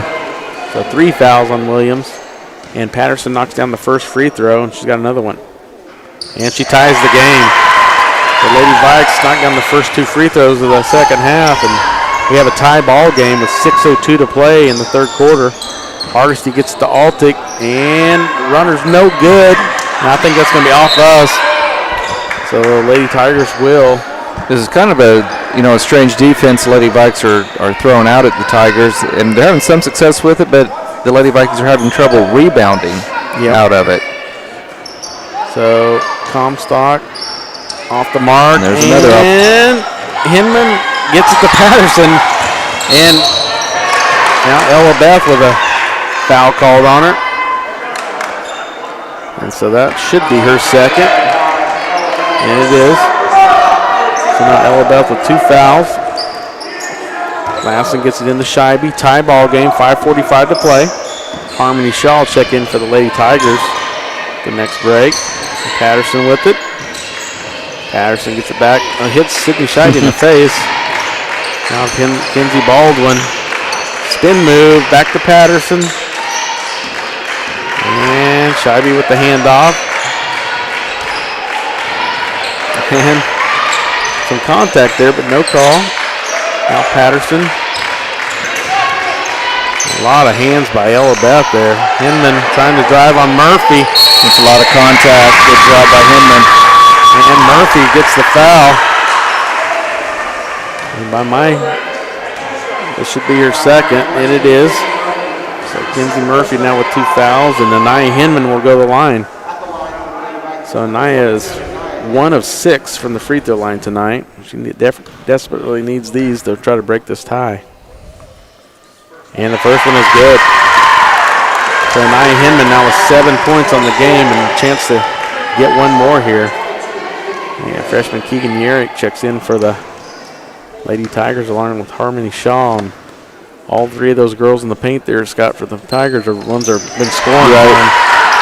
And Hinman knocks down the second one, so we're 4 for 4 from the free throw line, and we have a 2-point lead with 5:04 to play here in the 3rd quarter. Now Hardesty trying to drive, almost throws it away, and now she shoots a long 2, and she knocks it down. So Kenzie Hardesty now with 6 points, and a tie ball game, 35-35, 4:47 to play, 3rd quarter. Patterson, guarded by Yerrick. Sydney Scheibe at the top of the key. And Patterson's thinking about driving. Now she's double teamed and in trouble. I think they might have called a hold. She got bailed out. And the foul is called on Harmony Shaw. That should be her 2nd personal.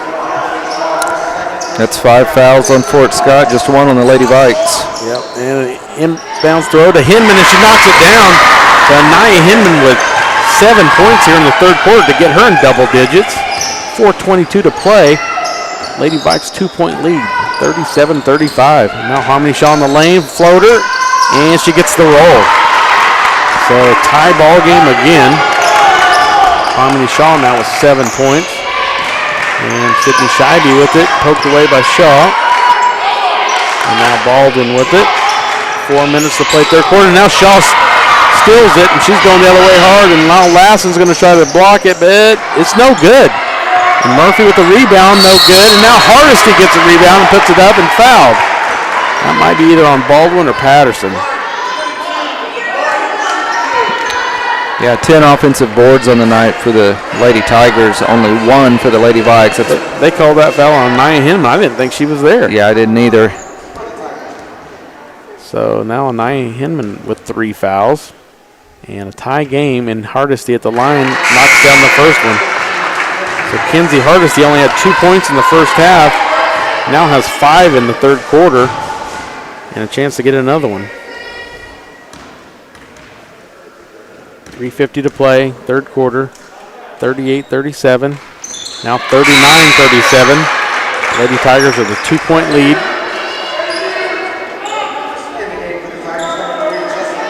And Comstock checks in for Hardesty. Hardesty now with 8 points on the game. Sydney Scheibe. And a 3-pointer is off the mark, no good. Now Harmony Shaw going the other way. And she tries to throw it down low to Comstock. Sydney Scheibe's there for the steal. So a couple of steals both ways on the last couple possessions.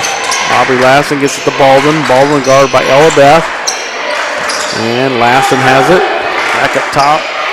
Now Scheibe with it. Scheibe's looking to drive. And Kenzie Baldwin called for a travel. And Lady Vikes trail 39-37, 3:13 to play, third quarter. Close ball game. All right, now we have a timeout on the floor. Lady Vikes trail 39-37, 3:13 to play. We're going to take a 30-second break. You're listening to Parsons High School basketball on V93.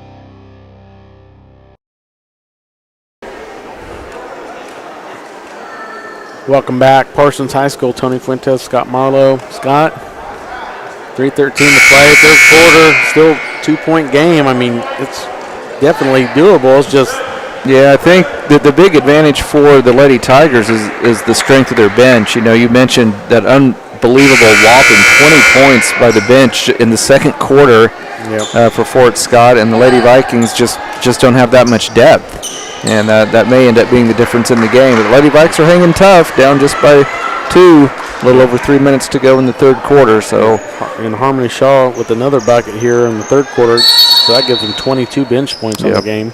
So 22 of their 39 bench points. Now Comstock with it, gets it to Shaw.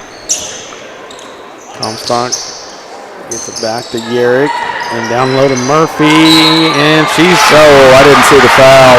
She's fouled by Baldwin, and the bucket goes down. So that's a 4-point lead now for the Lady Tigers. And Murphy's got a chance to add another one here at the free throw line. So Kenzie Baldwin picks up her first personal foul. And Murphy, free throw is no good. Hinman almost lost it. And now Patterson coming down with the court with it. 2:51 to play. Lady Vikes trail by 4, 41-37. Aubrey Lassen, guarded by Comstock, gets it to Hinman. Hinman gets it off to Scheibe. Keegan Yerrick. She's going to need help. Keegan Yerrick is guarded by now Hinman with it on the wing. Gets it to Scheibe with the lane open, and it's blocked by Shaw. And now they're going to call a foul on Shaw. Is it on Yerrick or Shaw? Yep, it is on Harmony Shaw. That'll be her third. So that's definitely big. So Riley Dunley now checking in for the Lady Vikes. 2:24 to play, third quarter. Lady Vikes trail by 4. Lady Vikes are going to inbounds under their own basket to Aubrey Lassen to inbounds for the Lady Vikes. Be nice to have a bucket here. And it's blocked on the inbound. Lassen got it. So now Lassen gets it to Scheibe. Man, good defense right here. Another turnover. And turnover by the Lady Vikes. Give it back to the Tigers. Tigers now have a 4-point lead and the basketball. 2:16 to play, third quarter. So Altic with it. Comstock.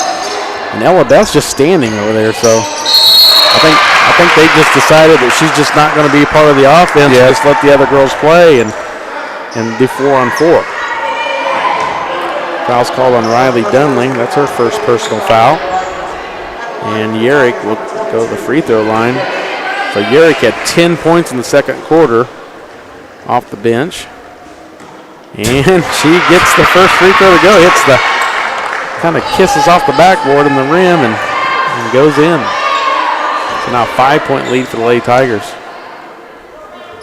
And 6-point lead. I'm pretty sure that's their largest lead of the night, Scott. Yeah, Lady Vikes need a basket on this trip. Hinman with it. Lady Vikes trail by 6, 43-37. Just a little under 2 minutes to go in the third quarter. Scheibe. Court Scott getting pretty handsy on defense here.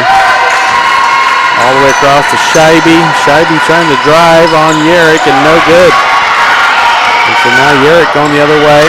And Comstock guarded by Lassen off the mark. That's over the back. That should have been a foul. I can't believe they didn't call that. And now down to Murphy, guarded by Dunley. Good defense by Dunley. And now Scheibe tries to put it on the floor, and Yerrick. And now Ella Beth gets it to Altic, and no good.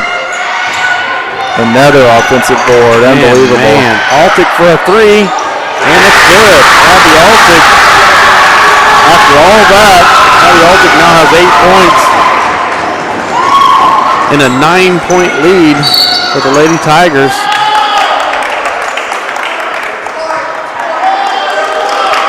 They called an offensive foul on Sydney Scheibe. I didn't see that, Scott. Yeah, I didn't either. I'm surprised Coach Scheibe hasn't gone with the timeout here. And Hardesty checks back in for the Lady Tigers.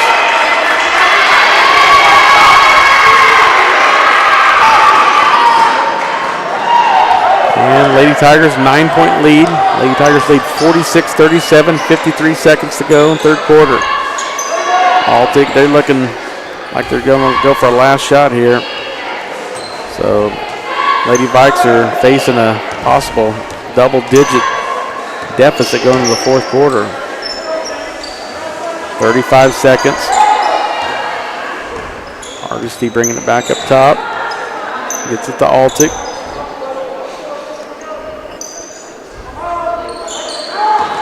He's playing a little keep away here. 20 seconds. And Hinman with 3 fouls goes for the steal. Lucky she's not getting whistled for that. And she's trying for it again. 10 seconds. And now they get it down low to Murphy, and she is fouled by Oh, they call her travel.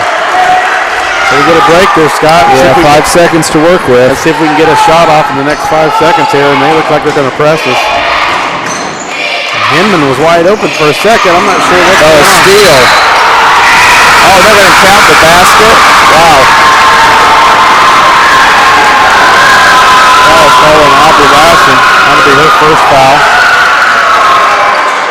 And now the Lady Tigers have an 11-point advantage with 3 seconds to play in third quarter. And Comstock at the line. And that was her first basket of the game. And she knocks it down.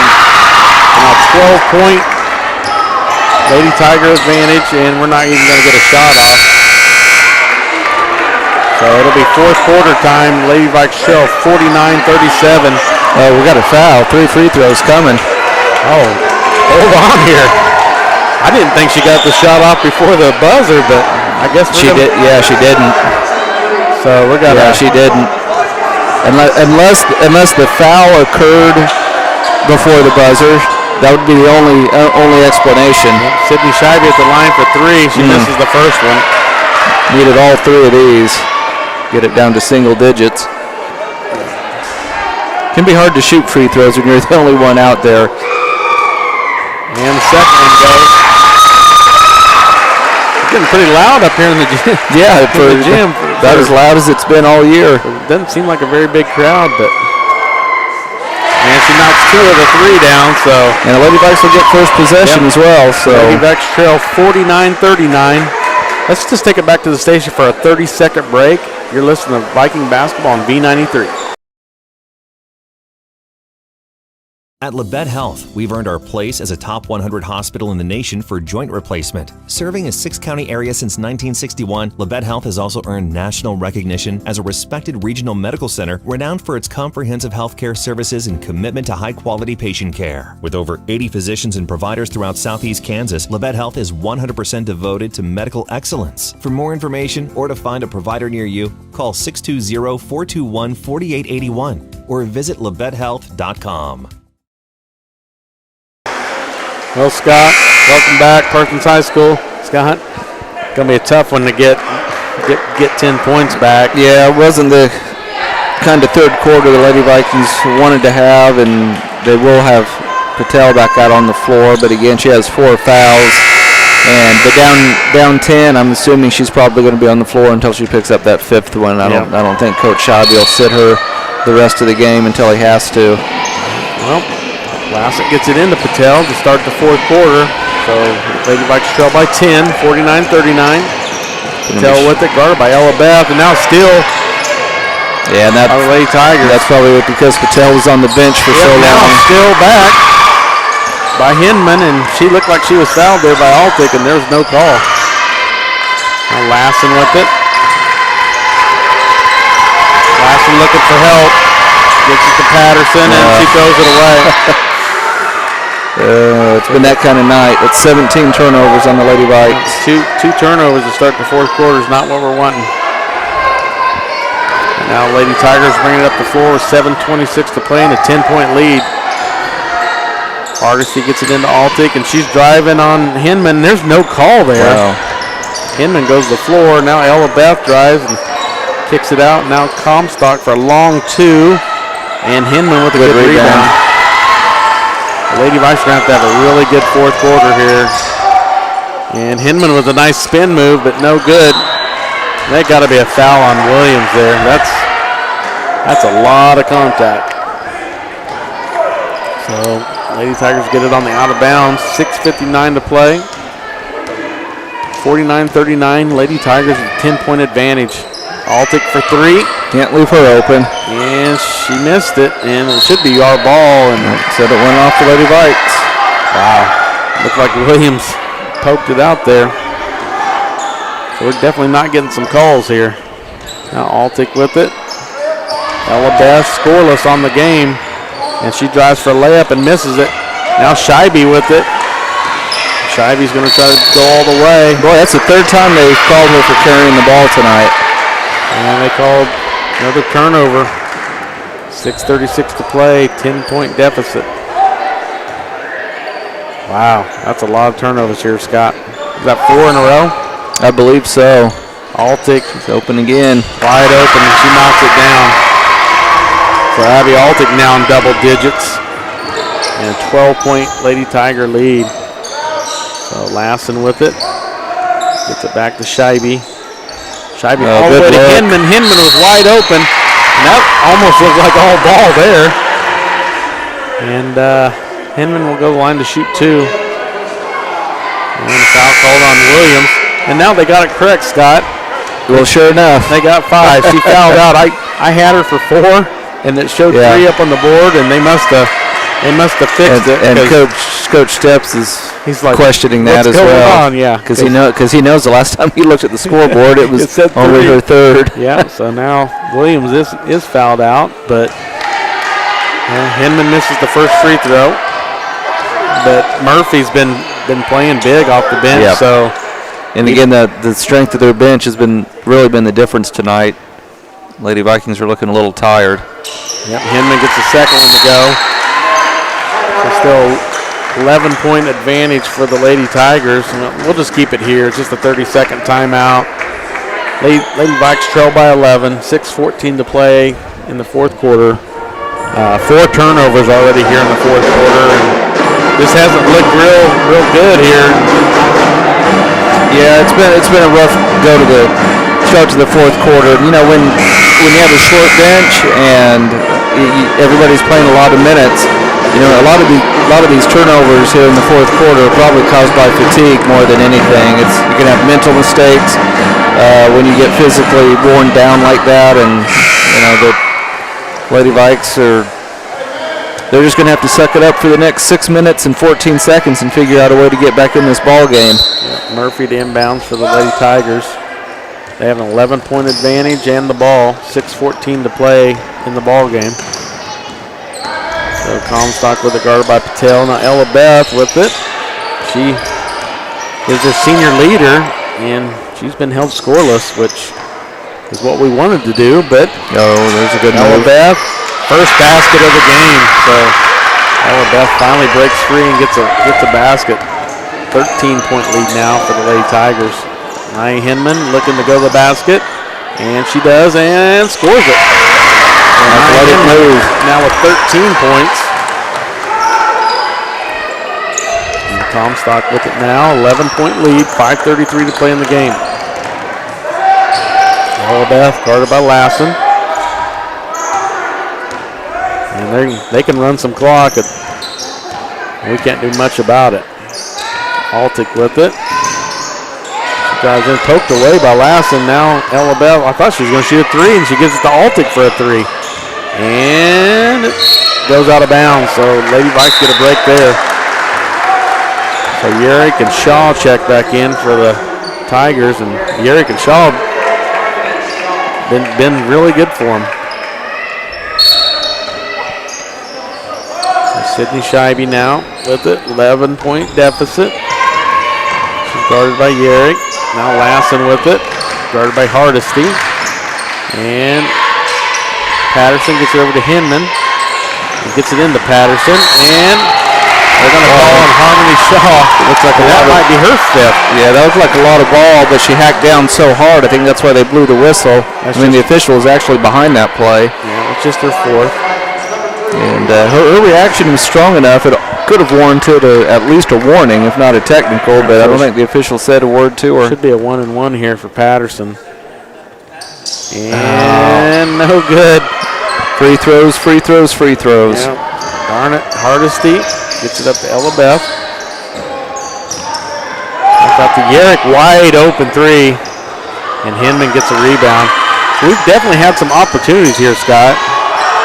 Yeah, still only down 11. The Lady Vikes have the shooters to get back in this game, and of course they'll have to keep getting stops at the defensive end as well. Another. They got lucky. Wow. So it went off of Patterson's knee and then Shaw's ankle and went out of bounds. So 4:26 to play in the ball game. Lady Vikes trail by 11, 53-42. And Lassen to get it inbounds and almost a steal. Now Hinman with it. They almost need to keep doing the Hinman driving and then kick out for a 3. And now that should have been a foul call, but nothing called, and they're keeping it here though. So Scheibe looked like she was hit pretty hard by Murphy, but no call. 4:12 to play. Lassen inbounds it. Gets it into Hinman. Hinman driving. And she got fouled by Murphy. That should be Murphy's third personal foul. It is her third. It's a great strategy to try to score with the clock stopped, but obviously the Lady Vikes will have to knock down the rest of their free throws. Nia Hinman now with 2 free throws. And the first one's no good, so she struggled from the free throw line tonight. Again, fatigue can have a lot to do with missed free throws. She's 4 out of 11. Another one here. 4 out of 12. So this free throw is definitely a big factor in this ball game. Ella Beth, nice move and nice basket. So she's finally coming to life here in the fourth quarter. Getting some separation and knocking down some shots. So a 13-point lead now for the Lady Tigers. And Hinman with it. 3:43 to play. And Scheibe now guarded by Yerrick. And almost stolen. And knocked out of bounds again by Shaw. So 3:34 to play. 13-point Tiger advantage. Patel had the hot hand in the first quarter. The Lady Vikes probably need to try to free her up with a couple of screens and see if she can get going again. She was open temporarily, but they threw it away. Another turnover here in the fourth quarter. Lady Vikes trail by 13, 3:29 to play. And Lady Vikes trying a little bit of a press, now a half court. But Hardesty's breaking right past it. Now Shaw trying to drive in, and she's got an air ball. And it's out of bounds to the Lady Vikes, so turnover by Fort Scott. 13-point advantage, though, for Fort Scott. 3:18 to play.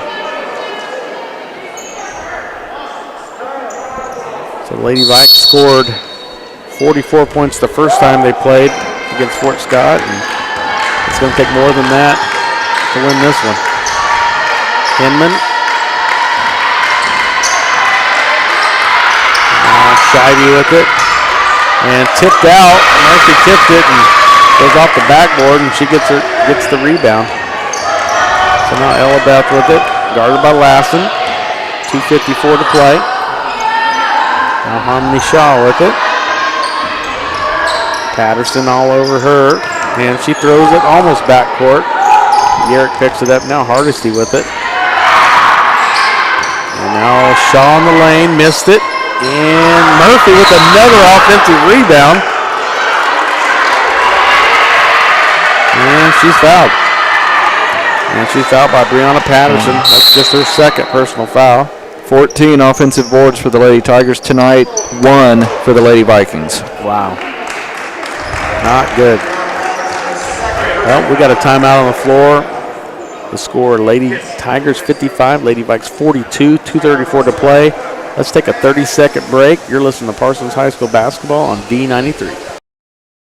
At Labette Health, we've earned our place as a top 100 hospital in the nation for joint replacement. Serving a 6-county area since 1961, Labette Health has also earned national recognition as a respected regional medical center renowned for its comprehensive healthcare services and commitment to high-quality patient care. With over 80 physicians and providers throughout southeast Kansas, Labette Health is 100% devoted to medical excellence. For more information or to find a provider near you, call 620-421-4881 or visit labettehealth.com.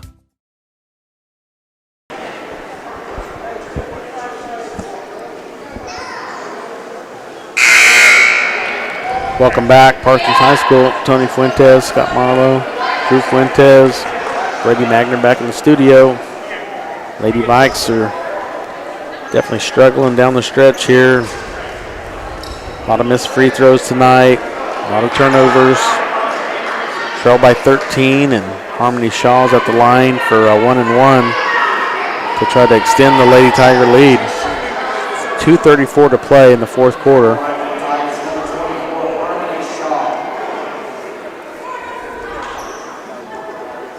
And Harmony Shaw was thinking she was fouled on a shot, but it's a 1-and-1. And she knocks it down anyway, so she's going to get 2. So Harmony Shaw now with 8 points.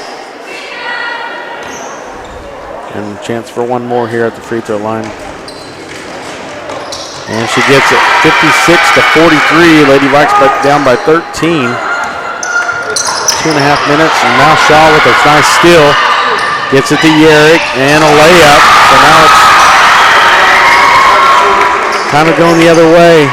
16-point lead now for the Lady Tigers, 59-42. Actually a 17-point lead. Another turnover. Wow. Harmony Shaw with another steal. Gets it up to Altick, and Altick for a layup, missed it. But she gets her own rebound and missed it again. And Lady Vikes are just out of gas. Another offensive board of the Lady Tigers. Less than 2 minutes to play, and now Hinman out guarding hard on Altic. Now Ella Beth gets it back to Altic. Now they can just play some keep away, and this game's over. Harmony Shaw now drives, and she's fouled. So foul's called on Sydney Scheibe, her second personal foul. And the Lady Tigers with a 17-point lead, and free throws coming here for Harmony Shaw. So Harmony Shaw a chance to get in the double digits. And she does.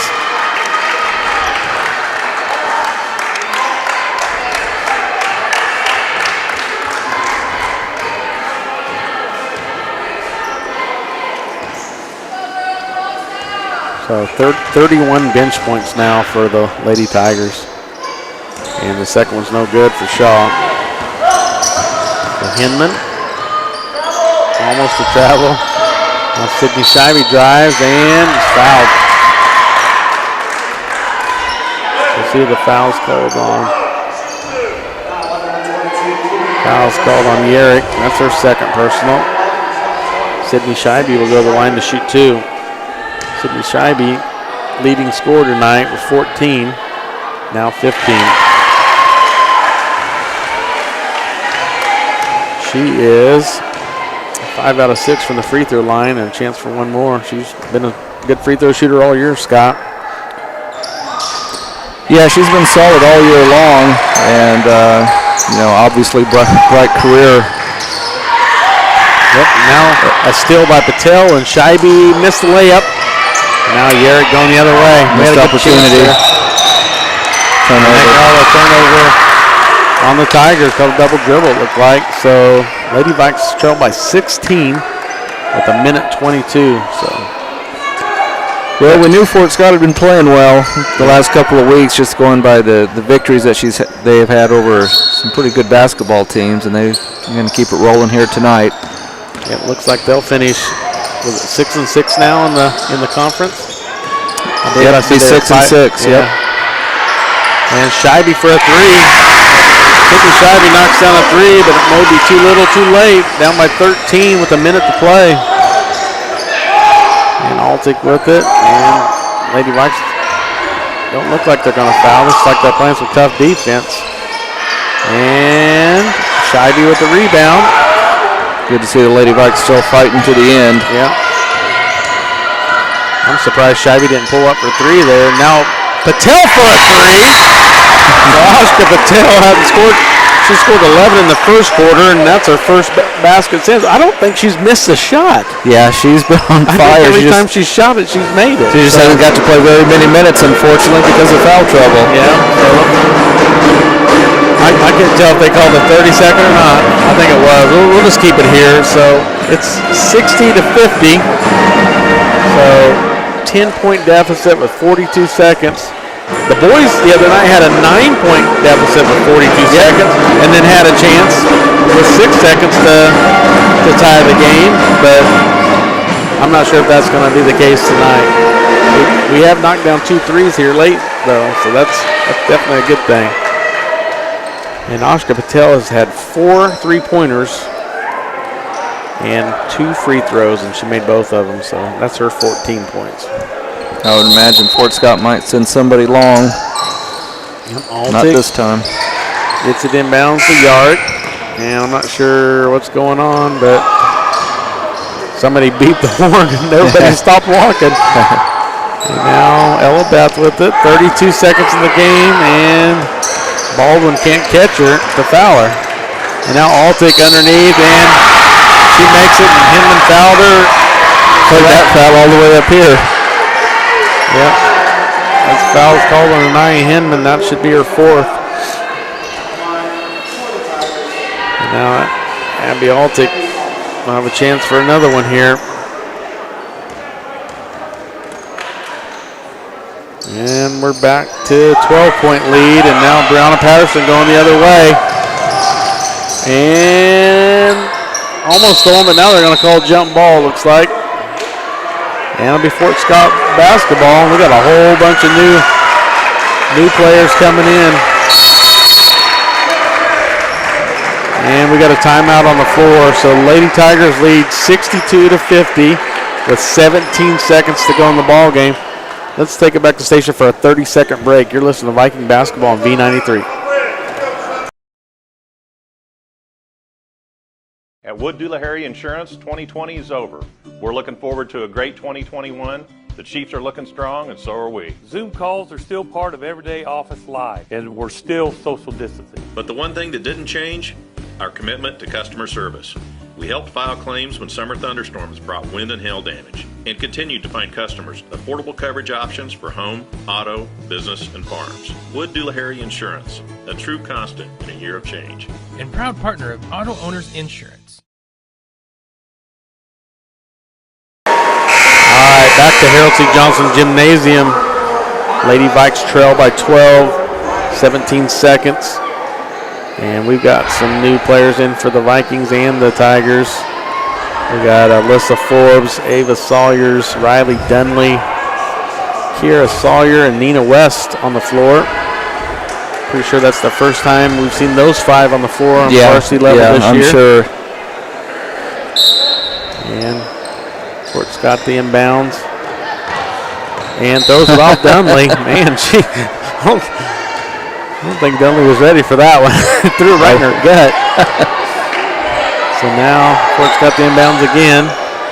Dunley's ready this time. She'll catch it. And Fort Scott gets it in. And now Nina West chasing down Kate Holder. So Nina Baker gets in the scorebook with a foul. With 13 seconds to go. Kate Holder now will go to the line for the Lady Tigers.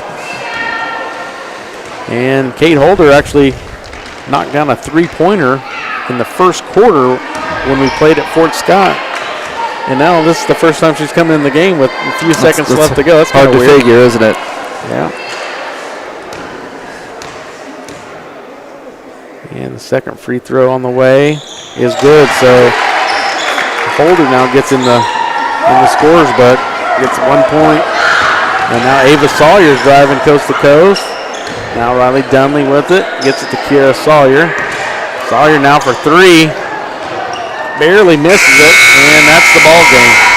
The Lady Vikes lose 63-50. And let's take it back to the station for a 2-minute break, and then we'll come back and break down the game. You're listening to Parsons High School basketball on V93. Hi, this is Brian at Bowen Pharmacy, and we are so excited to have this new compounding lab that we have created and designed to help you choose the different kind of medications that you might need. In here we do compounding, custom medications for you. We could do bioidentical hormones, so that's testosterone, estrogen, progesterone. We could do DHEA. We could do any of those medications to help you level out those hormones to help you stay healthy and better. We could do troches. We could do capsules, we can even do rapidly dissolved tablets, all right here at Bowen Pharmacy in Parsons, Kansas. We even have great diaper rash cream that will help your baby heal and be better and safer in the long run.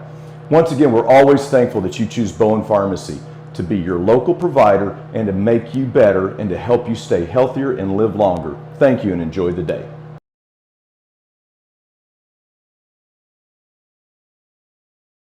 If you want to help others, then join Labette Community College Dental Assistant Program to place yourself in a field with rewarding income potential, job growth, mobility, and a career that's ever-changing. Start today for an engaging career, which may serve as a starting point to become a hygienist or dentist. Earn a certificate in as little as 9 months or an associate's degree in dental assisting in as little as 2 years. Earn your dental assistant degree for as little as $119 per credit hour. Call today to find out more about this exciting program being offered at the LCC Cherokee Center near Pittsburgh.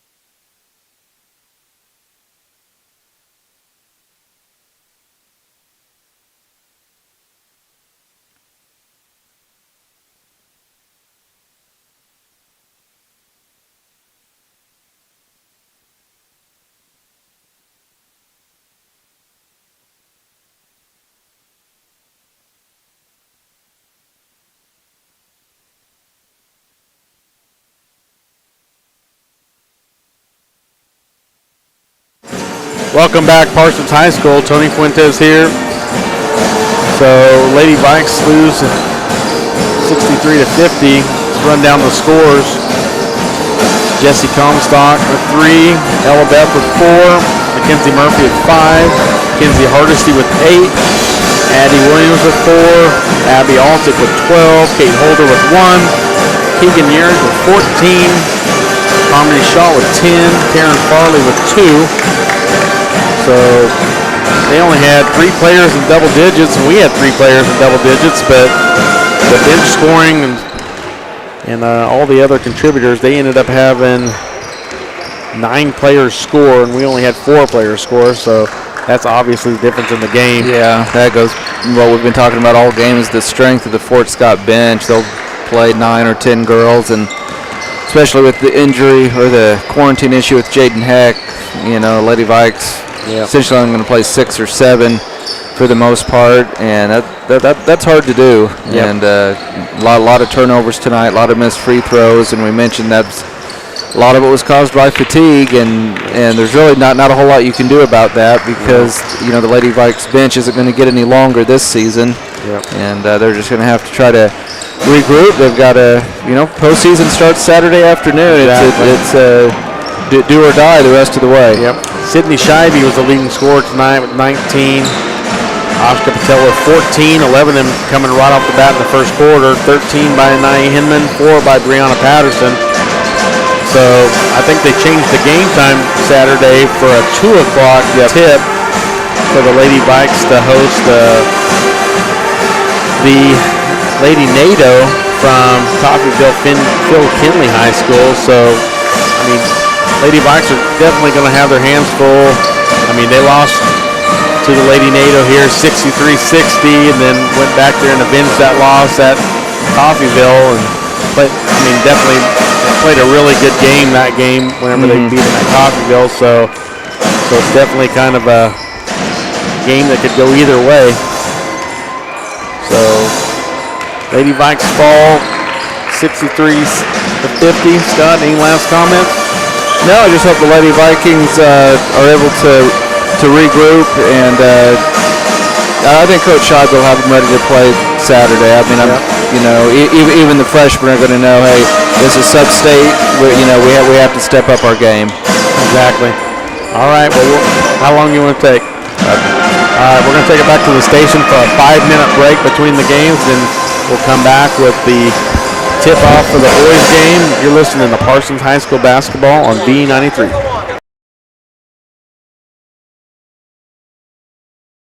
At Labette Health, we've earned our place as a top 100 hospital in the nation for joint replacement. Serving a 6-county area since 1961, Labette Health has also earned national recognition as a respected regional medical center renowned for its comprehensive healthcare services and commitment to high-quality patient care. With over 80 physicians and providers throughout southeast Kansas, Labette Health is 100% devoted to medical excellence. For more information or to find a provider near you, call 620-421-4881 or visit Labette.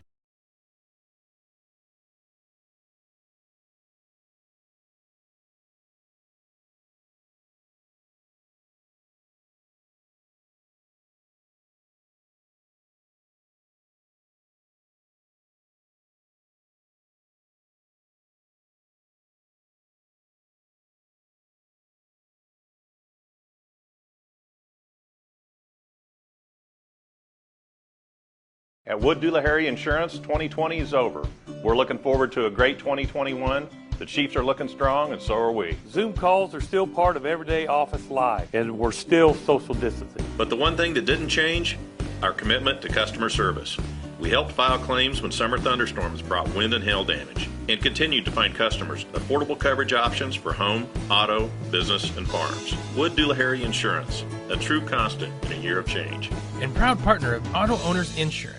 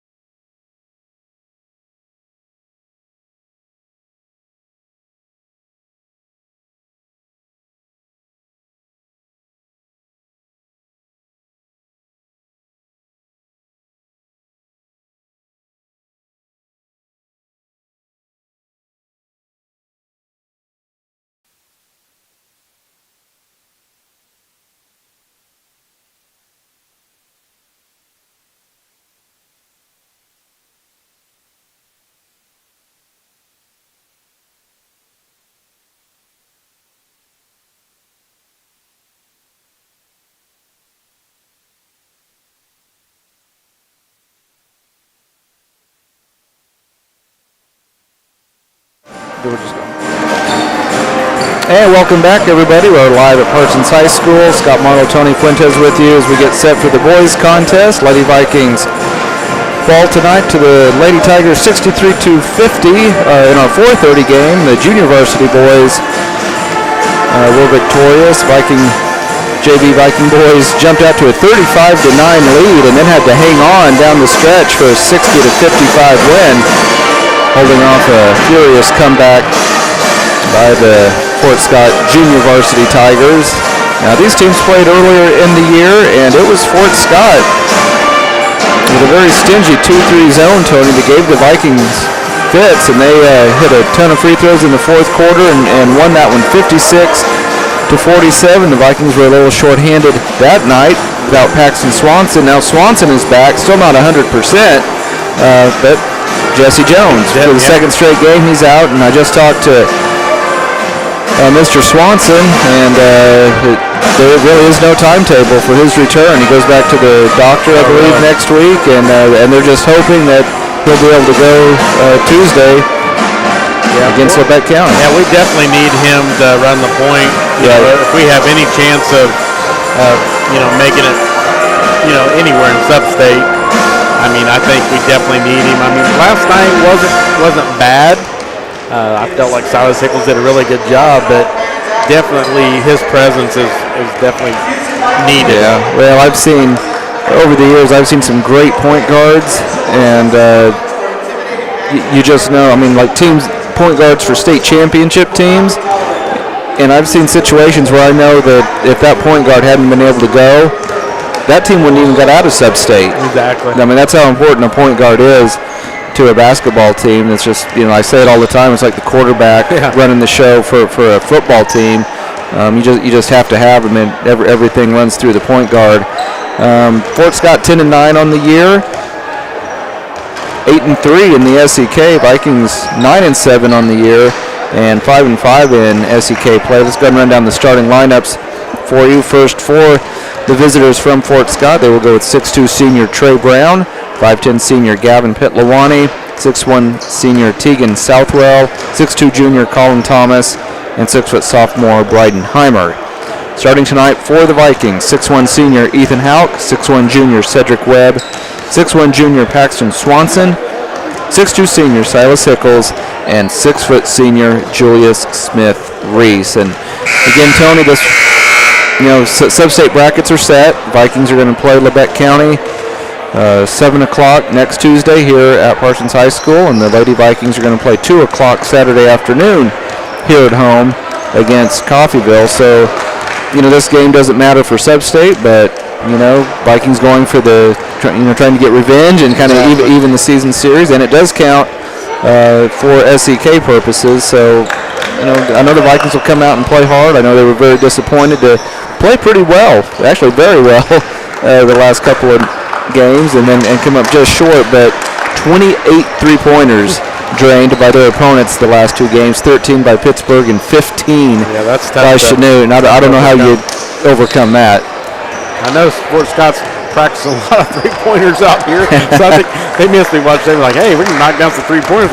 We can knock these guys off again. So let's hope we can not have a large 3-point barrage against us again. Yeah, so should be a fun night of basketball. Parsons Vikings hosting the Fort Scott Tigers. We're going to send it back to the station for a 3-minute commercial break, and we'll be ready for basketball when we return. This is Viking Basketball on V93.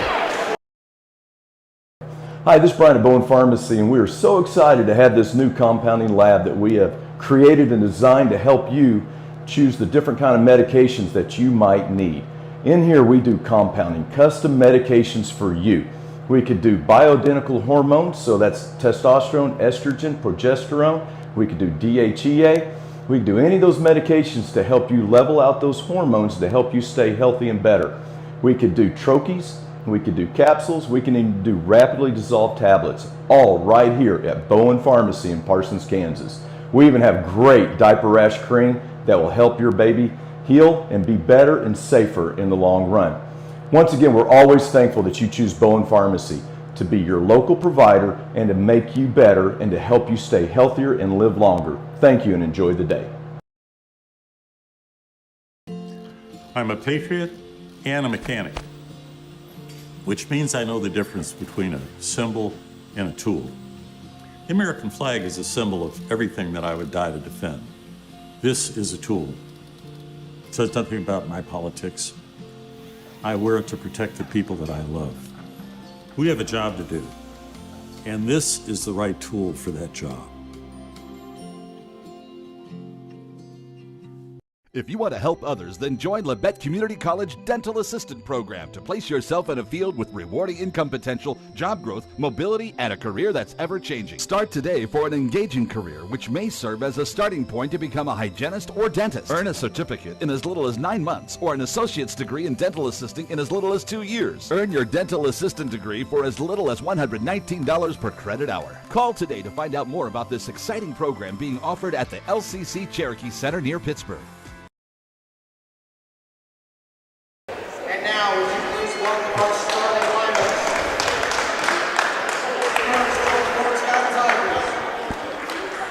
A 6'2" senior.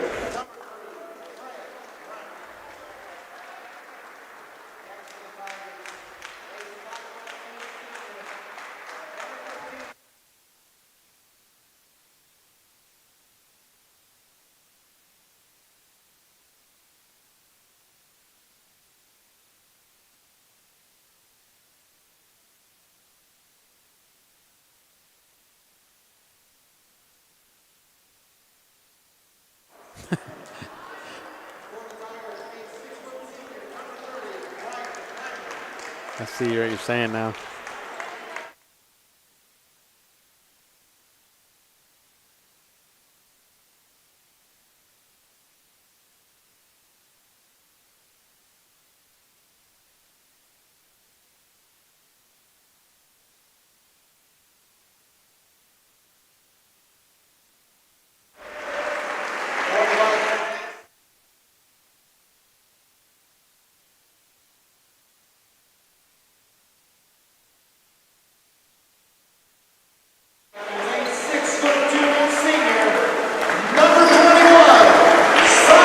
And we're back live at Harold C. Johnson Gymnasium, getting set for the final regular season game of the year. It's been a strange season, Tony, with all the COVID-19 protocol.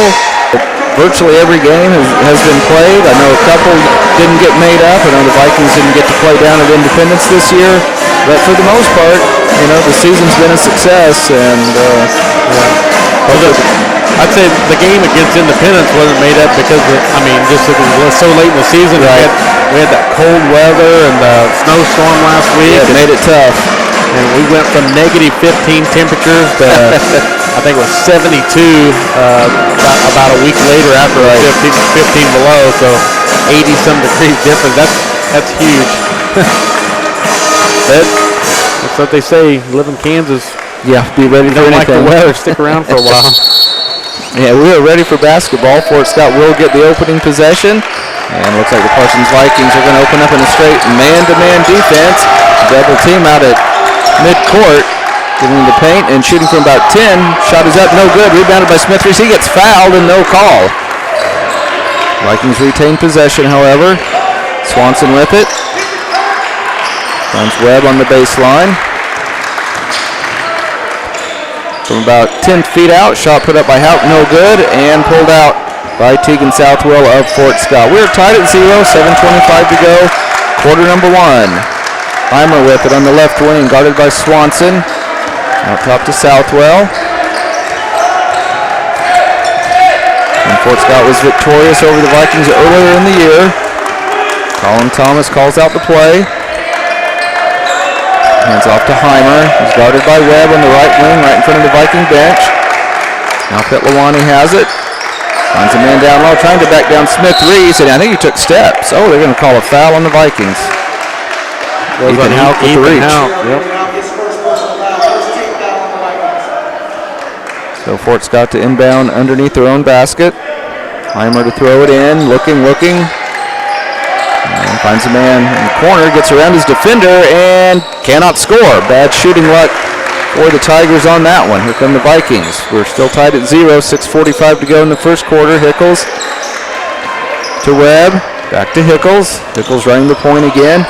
Three-pointer is off the mark. By Paxton, and a great offensive rebound. Smith reaches up with it. He gets hammered from behind, and he will go to the line to shoot two. Southwell will pick up the personal. So 6:34 to go in the opening quarter. We are tied at 0. Vikings in their home white. Fort Scott in their traveling red. First free throw is a little too hard off the back iron. One more coming for the 6-foot senior.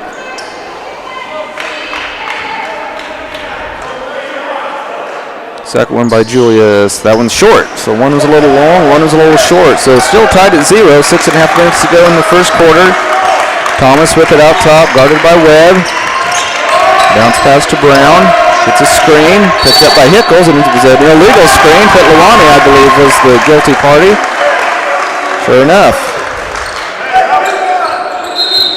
And a quick sub coming in for the Tigers. It'll be Parker Allen, 5'11 junior.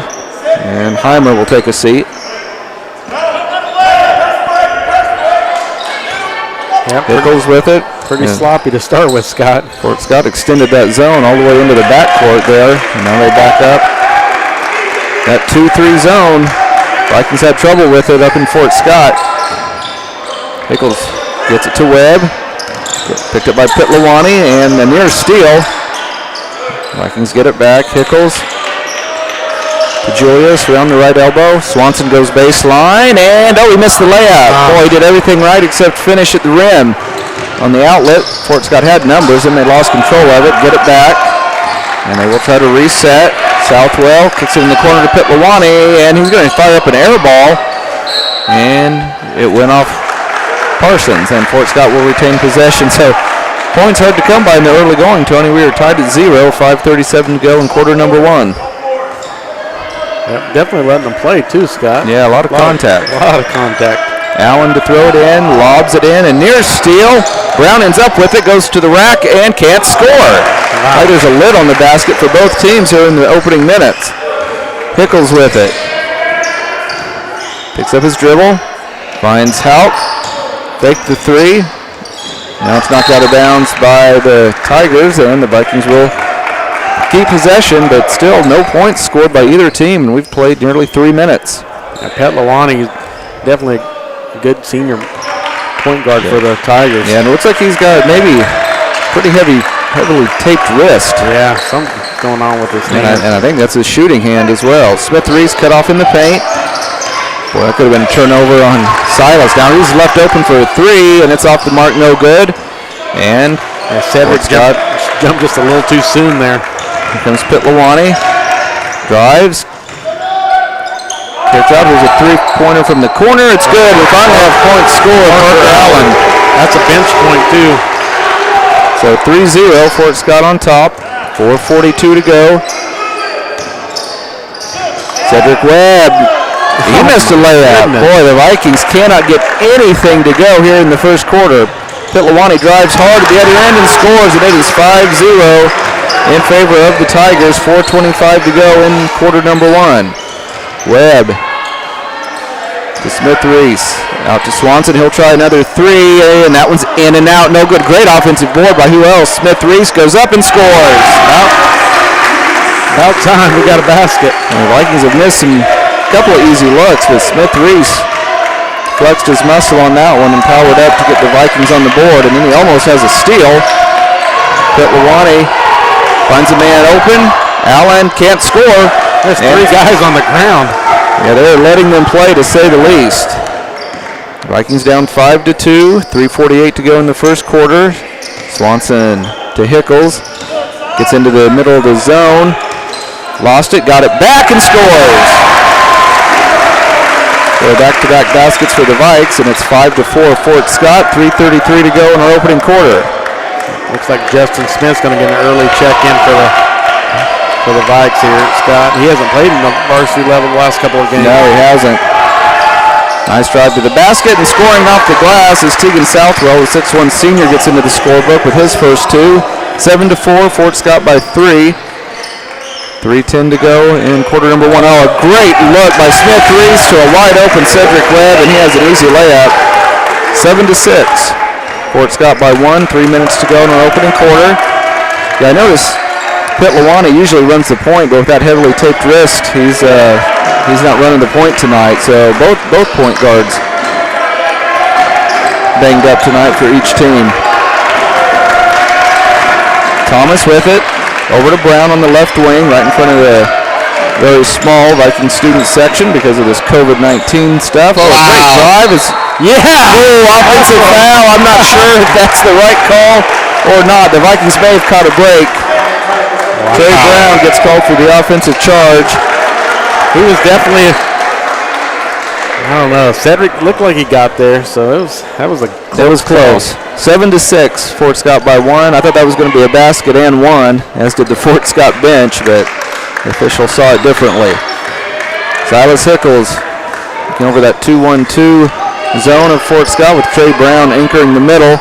Smith Reese, strong move, reverse layup, couldn't get it to go, but a great offensive board by Houck, and he's got a reverse layup that goes. Vikings fighting very hard on the offensive glass, and they're rewarded with their first lead of the game at 8-7.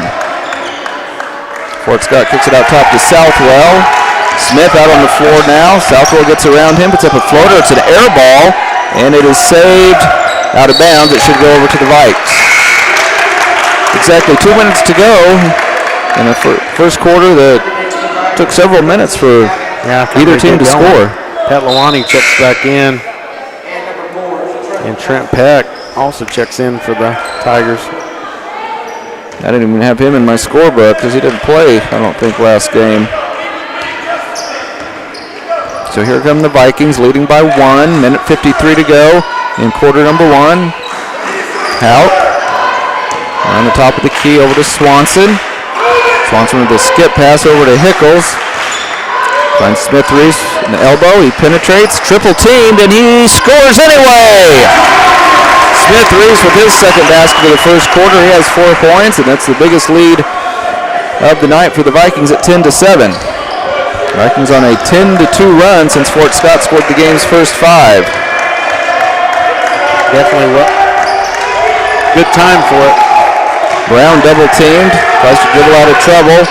Finds Pitt Lawanee. He'll launch a 3 for the tie. It's off the mark, no good. And a rebound by Houck. And we have a timeout on the floor called by the Vikings. Minute 8 to go in quarter number 1. Vikes lead by 3. We'll be back in 30 seconds. This is Viking basketball on B93.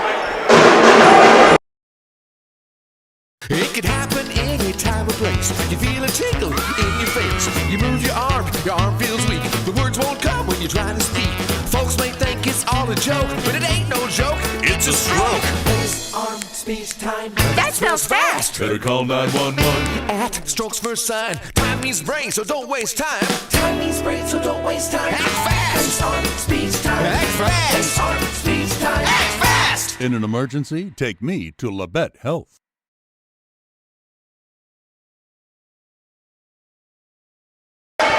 And we're back live at Parsons High School, and Tony, I think we talked about when the point guard is out, and we've got one starting point guard not playing tonight, and then Fort Scott's point guard banged up, and you can tell the offenses just aren't quite in sync.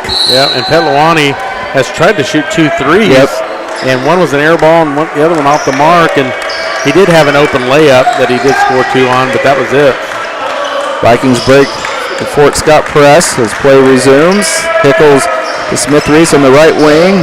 Julius, boy, got bumped. Again, they continue to let a lot of contact go. Smith out to Swanson, to Hickles. Hickles puts it on the floor, now backs back out beyond the 3-point line. Julius jump stop, good pass, shot by Hickles, no good, and rebounded by Fort Scott. Pitt Lawanee, great pass to Brown, and he took steps.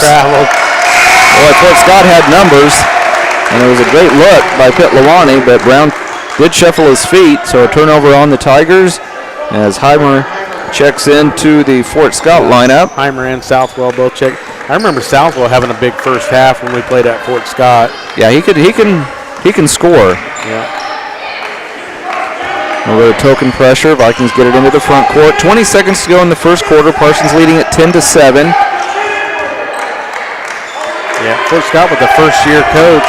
I listened to a little bit of a interview, and he sounds like a pretty knowledgeable guy. Yeah, you can tell he knows the game. Long NBA three off the mark, no good by Hout, and rebounded by Fort Scott, and that's the end of the first quarter with your score. Parsons 10, Fort Scott 7. We'll be back in 1 minute. This is Viking basketball on V93.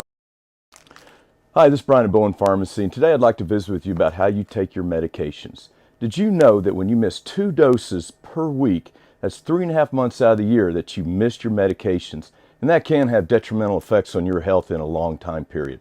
Here at Bowen Pharmacy, we have this great new machine called the Rapid Pack RX, and what this machine does is it takes all your medications, filters it down, and puts in this nice strip right here that you can pull out of this box.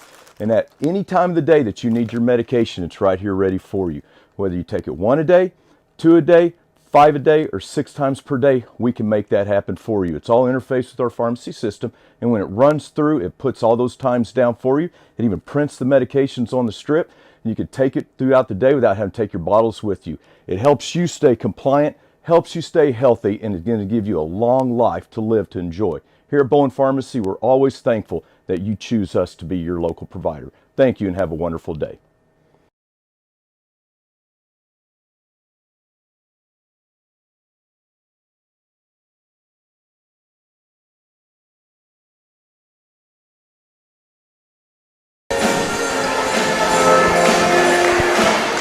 And we're back just in time for the start of quarter number 2. Better start for the Vikings. They trailed Fort Scott 17-8 after 1 quarter up in Fort Scott. Tonight the Vikings lead at 10-7. Talk about what the Vikings hope we can play from ahead tonight as opposed to playing from behind. Silas Hickles out to Smith Reese. We haven't played good playing from behind. Hickles cut off at the free throw line, kicks it out to Webb. Webb lobs it into Joe Page, who was checked in. Tried to get it down low. He goes up. Can't score. Fighting for it. Gets it back. And can't score on the second try. Joe Page getting... Oh, silly turnover by Fort Scott. I didn't exactly see what happened, but the Vikings have it. Pat Lawani yelling at the ref. I think he said he got pushed down. Smith Reese in the paint. Boy, said he took steps. Coach Hout says, hey, just go up with it. So turnover on each team here to start the second quarter. Yeah, Joe Page hesitated when he got the ball down there too. You know, and he's probably the biggest kid on the floor at 6'4". Yeah, he's definitely got the size to get it down low and score on these much smaller Fort Scott players. Colin Thomas into the front court. Vikings stay in a man-to-man. Brown in the corner to Heimer. Cutting it to the basket and scoring is Southwell. He has his second basket. He now has 4 points. Gets Fort Scott to within 1 at 10-9 with 7 minutes to go in the first half. Out to Swanson. Swanson into the paint. Triple teamed out to Hickles. Finds Page in the corner. Back to Hickles. Fort Scott stays in their zone defense. And they only play man-to-man, Tony, when they absolutely have to. Errant pass by the Vikings. Goes out of bounds. Another turnover on the Vikes, and Fort Scott can regain the lead on this trip. I honestly think Paxton Swanson's going to have to be double digits for us to do something at Sub-State, Scott. I think he's the key to our success. Yeah, he'll definitely be one of the X factors. You're right. Brown, nice move in the paint, gets a man in the air, but he can't score. Offensive rebound, and shot by Southwell is no good, but he is fouled and will go to the line to shoot 2. So Joe Page picks up his first personal and the team's second. First free throws of the night for the Tigers. In and out, no good. If I remember right, they shot 2 free throws through the first 3 quarters when these teams played, and then they shot a whopping 22. Yeah, I was going to say it was a lot in the fourth quarter. Yeah, we had to free throw is good. We had to keep fouling to try to stay in it. We are tied at 10 points apiece, 6:17 to go in the first half. Fort Scott with some backcourt pressure, taking advantage of the Vikings having their starting point guard on the bench with that ankle sprain. Swanson, good look to Smith Reese, tries to find Webb and does, and scores. That was nice recognition by Julius. Yeah, he was triple teamed, so somebody had to be open. Cedric Webb now with 4 points, and the Vikings lead at 12-10, 5:50 to go in the first half. Brown on the left wing. Kicks it in the corner, now Pitlawani. Kicks it back out. Near turnover by the Tigers. Brown guarded by Smith Reese. Pitlawani on the right wing. Kicks it out for an open three from the top of the key. It's good. Southwell again. 8 points to lead the way for the Tigers here in the first half. He has 8 of their 13. Vikings turned it over against the press. Up ahead of the pack from the left side. Layup is good by Pitlawani. He now has 4 points off a couple of layups. 3-point lead for the Tigers at 15-12. Yeah, we got to definitely limit the turnovers. Cedric Webb. Good look underneath to Smith Reese, but it got knocked out of his hands and looks like it'll stay with the Vikes. 5:05 to go in the first quarter. 15-12. Fort Scott on top. Comes a substitute for the Tigers, Caleb Allen, 5'10 senior, into the lineup. And then Parker Allen will head to the bench. Get it into Swanson. A three-pointer for the tie is good. Swanson with his first points. We are tied at 15, 4:55 to play in quarter number 2.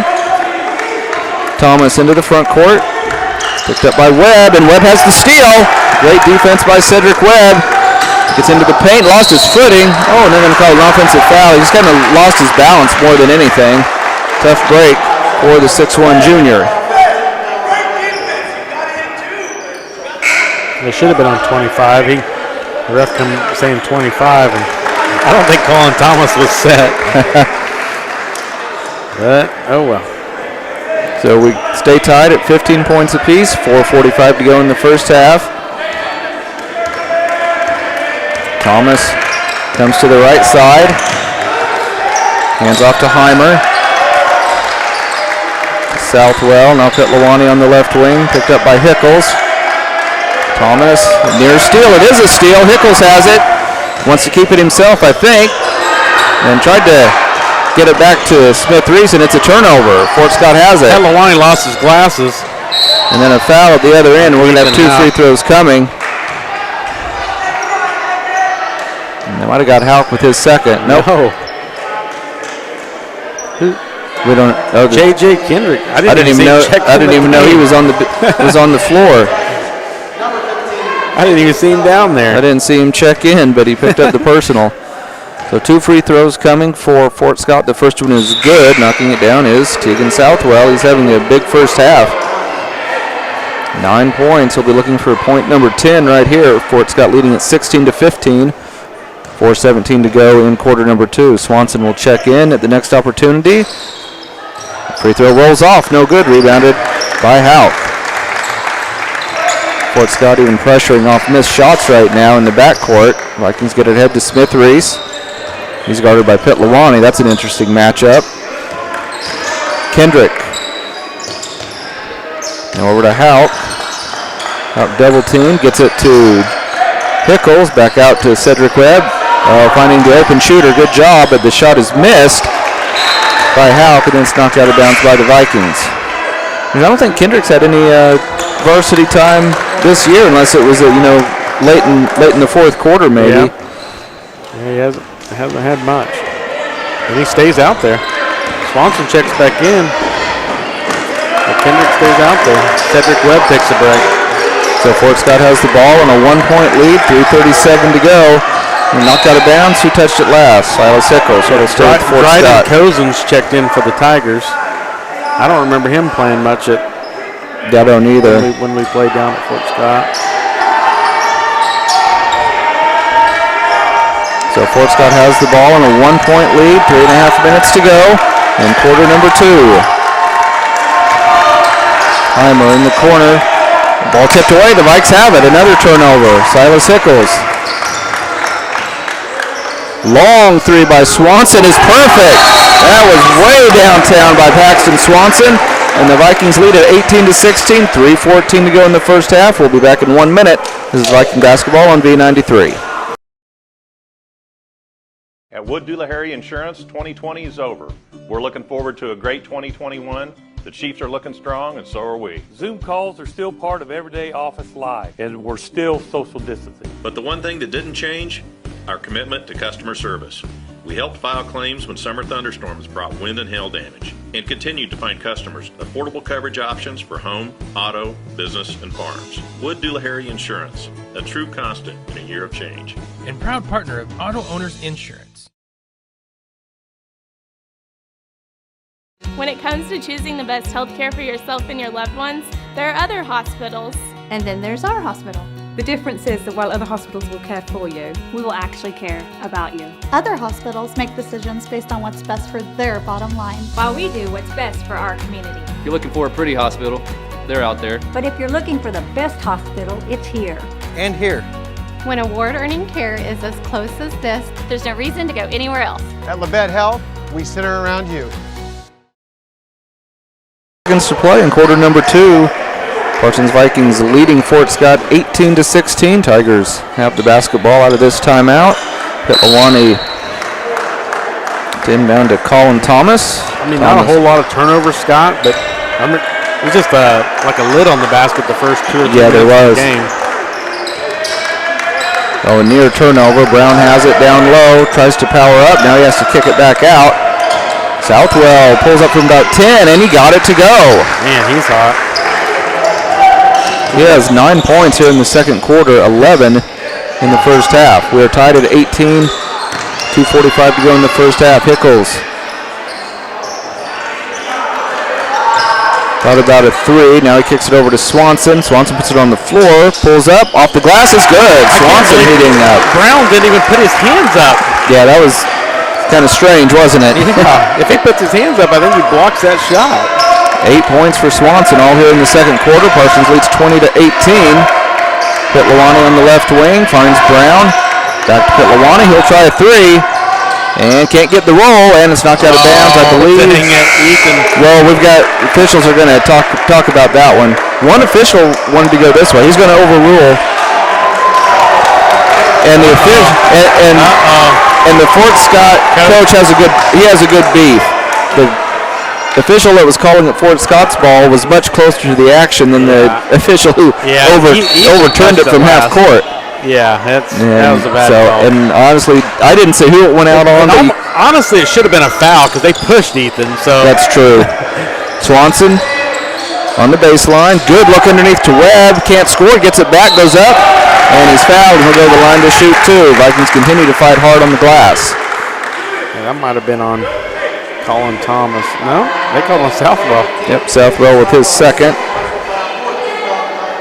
4 team fouls apiece.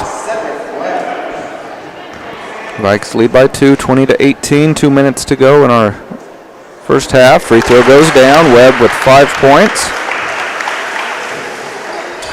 Vikings just 1 out of 3 now from the free throw line. Fort Scott 2 out of 4. All their free throws shot by Southwell. That free throw is no good. Great offensive rebound by Julius, and he gets fouled, and he'll have 2 free throws. Fort Scott coaching staff not pleased with their team not boxing out. Julius 0 for 2 from the line tonight. He has 4 points. And that free throw is perfect. He now has 5. Vikings lead at 23-18. It may be their biggest lead of the night. I think it is. Second free throw. He will get the roll. Good roll. Now we're back to 50% from the free throws at least. And 6 points for Julius. 6-point lead for the Vikes. Fort Scott in trouble in front of the Viking bench. They get it out to Pitlawani now on the left wing. Finds Brown down low. Double team. Kicks it out. They get in the corner to Heimer. He's going to launch the 3. It's off the mark. No good. Offensive rebound. And put back is good by who else? Tegan Southwell. 23-20. Vikes by 3. Minute and a half to go in quarter number 2. Vikes break the press. Julius to Swanson. He catches it in stride and shoots and scores. 3 3-pointers in this quarter for Paxton Swanson. He has 11 points. And it's a 6-point lead for Parsons at 26-20, minute 15 to go in quarter number 2. Swanson with 11 in the second quarter, and Southwell with 11 in the second quarter. Pitlawani guarded by Hickles. Pitlawani hands off to Thomas, and now out top to Southwell. Pitlawani gets around his man, gets into the paint. His floater will go. Wow. So he has 6 points on the night. Here come the Vikings with a 4-point lead. Hickles dribbles into the corner, kicks it out to Hauk. He thought about a 3. I think Coach Hauk said one shot. He's going to want to hold this thing for the final 45 seconds. And it'll be easy depending on how Fort Scott, how much they extend this zone. Yeah, because if they foul, they don't even, because they're setting 5 fouls, so they'd have to foul twice in order to put us on the line. Swanson with it out near half court, hands off to Hickles. 20 seconds to go in the first half. Vikes leading at 26-22. Hickles to Swanson with 13 seconds. Boy, he just about got fouled. Swanson hands off to Hickles with 8 seconds, so now it's time for the Vikings to go into something. Hickles spin move, kicks it out to Swanson for a 3. Out short and knocked out of bounds as the buzzer sounds, and that's the end of quarter number 2. We've reached halftime with your score. Parsons 26 and Fort Scott 22. We will take a 3-minute commercial break and be right back. You're listening to Viking Basketball on V93.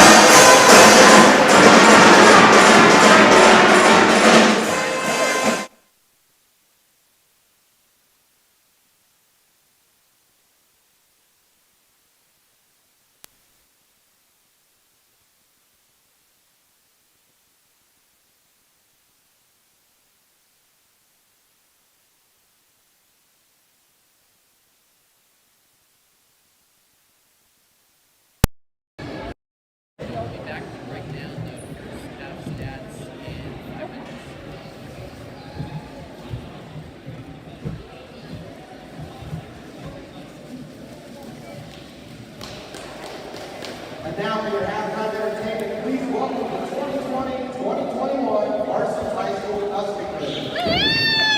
Let's go, ladies! Customers performing tonight include freshman Kendall Young, Deandra Kelly, sophomores Chloe Carson, Carolyn Chapman, Bella Dominguez,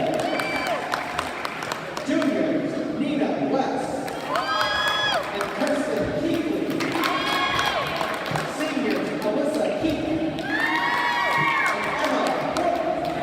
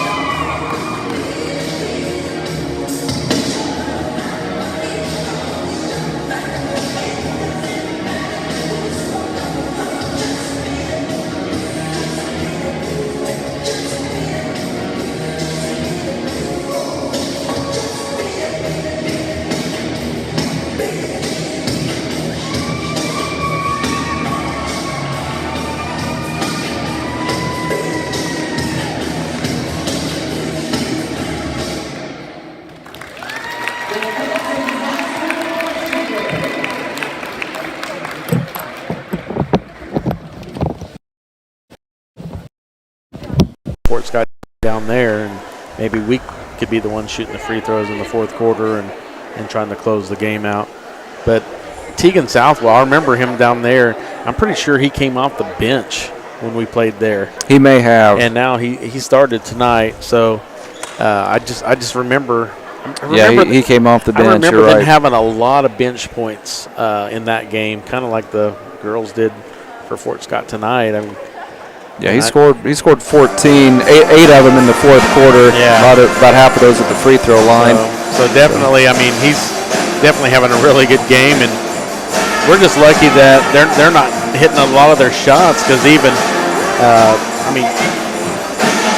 Trey Brown, has had multiple opportunities in the paint. I mean, he had, I'd say, at least 4 or 5 just point-blank shots, and none of them went down. And, I mean, kind of like Julius Smith-Reese, I mean, he had probably, 4 or 5 that seemed like it was in and out. Yep.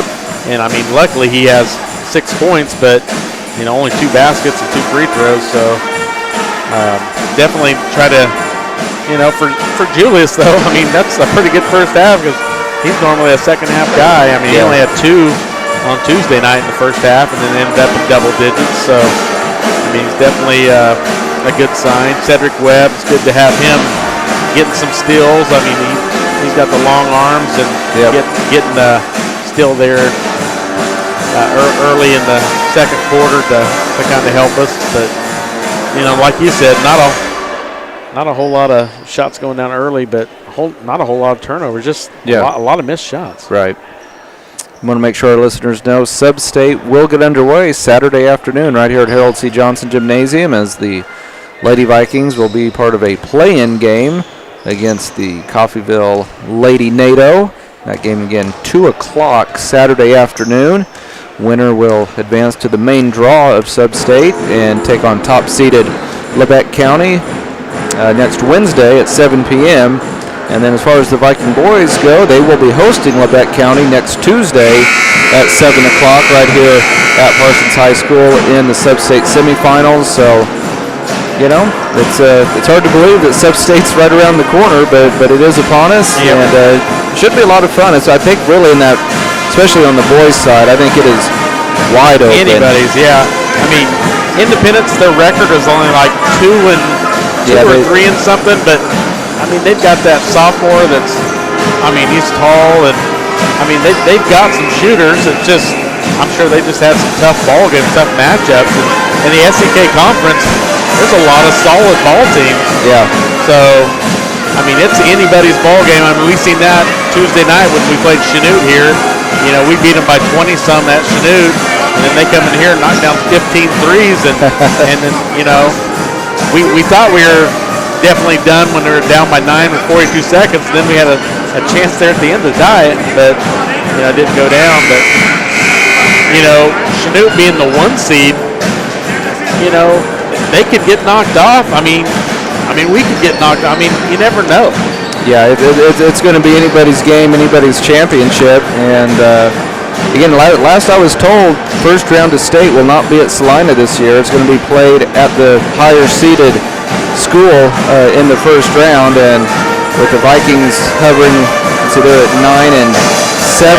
So I definitely now, after those 2 losses Monday, Tuesday, doubtful they definitely doubt the host state game, but it'd be pretty cool. But with the chance of even hosting a second sub-state game, which is weird too, Scott. Right. A lot of times, you have a site where you go for sub-state and you play all the games there, and it's just everything's just a little bit different with the COVID. They just tried to switch sub-state the last couple of years to where you had an East and a West, and of 18 teams each, and you just seeded everybody, and the higher seeded team always hosts. But I'm sure due to COVID-19, they switched things up a little bit, and kind of went with regional pods. And so it'll be interesting to see how Sub-State plays out, because I think Labette County will be a heavy favorite on the girls' side, but for sure the Chanute Lady Blue Comets would have a chance to knock them off. And what's crazy is Fort Scott that we beat down at Fort Scott, the Fort Scott girls, they beat Chanute. They beat Independence. Yep. They beat Coffeyville. And now they beat us tonight. So they beat 4 out of, 4 of the teams. So, I mean, it's anybody's ball game. And they played Labette County close, but Fort Scott will be in a different regional substate. Yeah, I assume they're up north. So I think they were supposed to host it, and Independence was supposed to host on this side, but due to COVID, everything changed. Well, we are underway in the third quarter. Fort Scott has first possession. Good look underneath the brown. He gets his man in the air and scores off the glass, and he has his first basket of the night. So good play coming out of halftime by Fort Scott, and it is now Parsons leading at 26-24. Fort Scott stays in their 2-3 zone as expected. That's about the only defense we've ever seen them play this season. Great look and great move underneath, and somehow it spins out. Yeah, Smith Reese can't believe it. Had a couple of those in the first half. Fort Scott with a chance to tie or take the lead on this trip. Parsons leading by 2. Pitlawani on the left wing. Skip pass for a three-pointer is off the mark, no good. Nice rebound on the weak side by Hickles. Quickly up ahead to Webb. Webb into the paint. Finds Swanson open. He'll launch from the corner and hit. He picks up right where he left off in the second quarter. He now has 14 points. He leads all scorers. 4 3-pointers for Paxton. It's nice to see the Vikings knocking down some threes. They actually have more threes tonight than Fort Scott does. Good look underneath and a block from behind by Hickles, but they're going to say he got him on the arm, and Southwell will go to the line to shoot 2. So Hickles picks up his first. Nobody in foul trouble tonight for either team. Nobody for the Vikings has more than 1. And Tegan Southwell is the only Fort Scott player with 2. His free throw is short and off to the right. Southwell now 2 out of 5 from the free throw line, so that might be his one weak spot, Tony. Yep. Second one is perfect. He now has 14 points to match Paxton Swanson. 4-point lead for the Vikes at 29-25. 6:45 to go in quarter number 3. Hickles, top of the key, gets it to Halk, over to Swanson. Smith Reese, strong move on the baseline, reverse layup is good, and he is fouled. And the ref that called that foul is clear over here. I can't believe that, but we'll take it. Smith Reese was just itching to get the ball. He saw an opening on the baseline, and he drove from about 17 feet out. Man. And then went to the other side, reverse layup, trying to complete the three-point play, and he does it. Julius in double figures with 10. And the Vikes lead 32-25, 6.5 minutes to go in quarter number 3. Fort's got a little bit of trouble. Thomas to Pitlawani in the corner. Gets around Hickles. Boy, he's quick. His reverse layup is good. So Pitlawani, even hobbled with that bad right wrist, has scored 8. And a great move by Julius, but he couldn't get the layup to go down. And Pitlawani at the other end couldn't save it. He says he got pushed, and he's going to get a technical. He's getting a talking to from the official. Pitlawani may have thought he got pushed from behind. 32-27, Vikes by 5. 6:05 to go in the third quarters. Hickles into the front court, over to Swanson. Smith Reese now in the corner, back to Swanson. Swanson double teamed, out to Halk. Gets his man in the air, launches a 3, it's short. Swanson with the offensive board. I think Ethan thought that was good. Yeah, he definitely did. We have a foul on Fort Scott. It's going to go on Trent Peck, the 5'11 junior. And checking in for the first time tonight, 5'10 senior Caleb Allen. Parker Allen heads to the bench. Justin Smith checking in for the Vikings. Dryden Cozens checks back in for the Tigers as well. Halk to throw it in from the baseline, way out top to Julius. Julius puts it on the floor, gives it off to Smith. To Halk, back out to Julius. Julius into the paint, goes up over everybody, and this time he will get the roll. Julius up to 12 points. And the Vikes have a 7-point lead at 34-27. Southwell will check in the next opportunity for the Tigers. Thomas in trouble, he lost it. A steal, Smith has it. Keeps it himself and scores, and he got fouled. I didn't see the foul. I didn't either. We'll take it. I thought he should give that to Smith-Reese there, but that's a nice take. Justin Smith gets into the scoring column. That foul was on Trey Brown, his second. And the Vikings looking for a double-digit lead. Right now they have their biggest lead of the night at 36-27. Justin Smith, southpaw, puts it up. And he got the roll. 37-27, Vikes lead by 10. And I think we have a timeout on the floor. So we will step away for 30 seconds. This is Viking basketball on V93. I'm a patriot and a mechanic, which means I know the difference between a symbol and a tool. The American flag is a symbol of everything that I would die to defend. This is a tool. It says nothing about my politics. I wear it to protect the people that I love. We have a job to do, and this is the right tool for that job.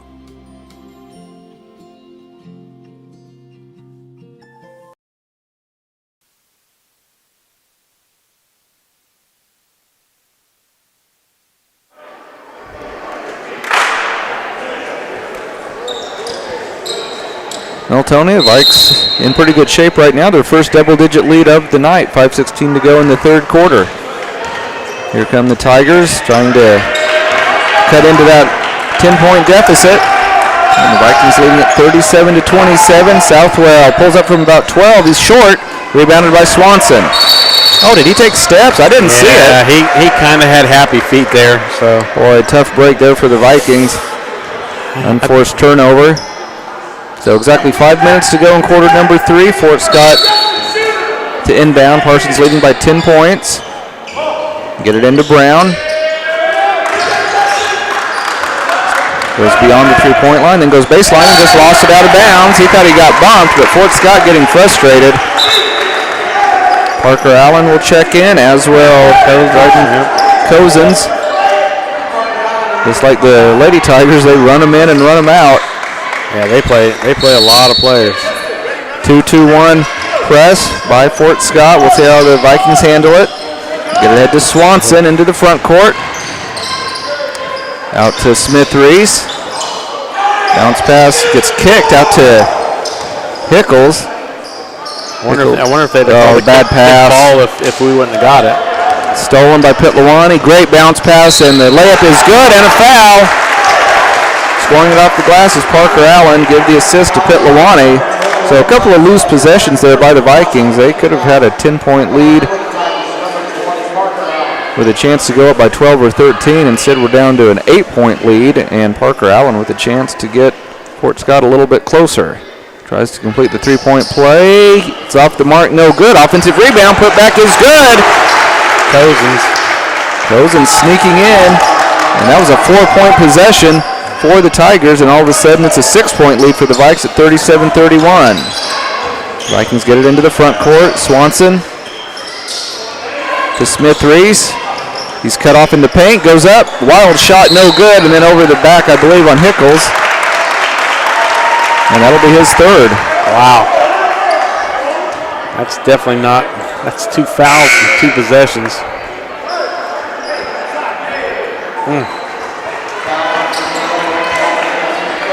So the Vikes had a 10-point lead. Fort Scott's whittled it down to 6, 37-31, and the Tigers have the basketball with 4:09 to play in our third quarter. Vikings trying to break this mini losing streak that they're on and get a win going into Sub-State next week. Thomas with it. Goes baseline, finds a man open. Heimer with a 3. Rounded off, no good. Rebounded by Hickles. Vikings have done a pretty good job on the boards here tonight. Hauk. Yeah, we're lucky they've been cold from the 3. Yeah, they certainly haven't shot as well as Chanute or Pittsburgh did earlier this week. Yeah, they've only hit 2. Swanson cut off at the paint, kicks it out to Smith. He wants a 3. He got it! Justin Smith, 5 points off the bench. make it 6 points off the bench for the junior. 40-31, Vikes by 9. Fort Scott was shocked that he put that one up. Pitlawani runs into his own man, goes baseline, kicks it out for a wide open three for Southwell, and he is going to get a very lucky roll. Unbelievable. 17 points for Southwell to lead all scores, and it's back to a 6-point lead for the Vikes. Smith fakes the three, goes baseline, great pass to Smith Reese, finds a man open on the right wing, it's off the mark, no good, and rebounded by Pitlawani. That ball hit the ground way out. A great drive by Pitlawani. He now is in double figures with 10. I think off 5 layups. All layups. 40-36. Fort Scott to within 4. Julius. Bounce pass to Halk. Gives it off to Swanson. Swanson from about 8. Got it. Swanson now with 16 points, and Parsons goes back up by 6, 42-36, 2.5 minutes to go in the third quarter. Allen, spin move, that's a nice play. He's going to be rewarded as he gets it to go off the glass. Gets his first basket, a near steal. Hickles has it. It's cut off, but shoots anyway, can't score. Battling forward, he gets it back out to Smith. He launches a three. Off the mark, no good. And then rebounded by Fort Scott. Tigers could get within 2, but a pocket is picked. Here come the Vikings with a 3-on-1 break. And taking it all the way, no good, but then an offensive rebound and putback by Ethan Halk, and we have a timeout on the floor. Parsons leading at 44-38. Minute 55 to go in the third quarter. We will be back in 30 seconds. This is Viking basketball on B93. At Wood Doolahary Insurance, 2020 is over. We're looking forward to a great 2021. The Chiefs are looking strong, and so are we. Zoom calls are still part of everyday office life, and we're still social distancing. But the one thing that didn't change, our commitment to customer service. We helped file claims when summer thunderstorms brought wind and hail damage, and continued to find customers affordable coverage options for home, auto, business, and farms. Wood Doolahary Insurance, a true constant in a year of change. And proud partner of Auto Owners Insurance.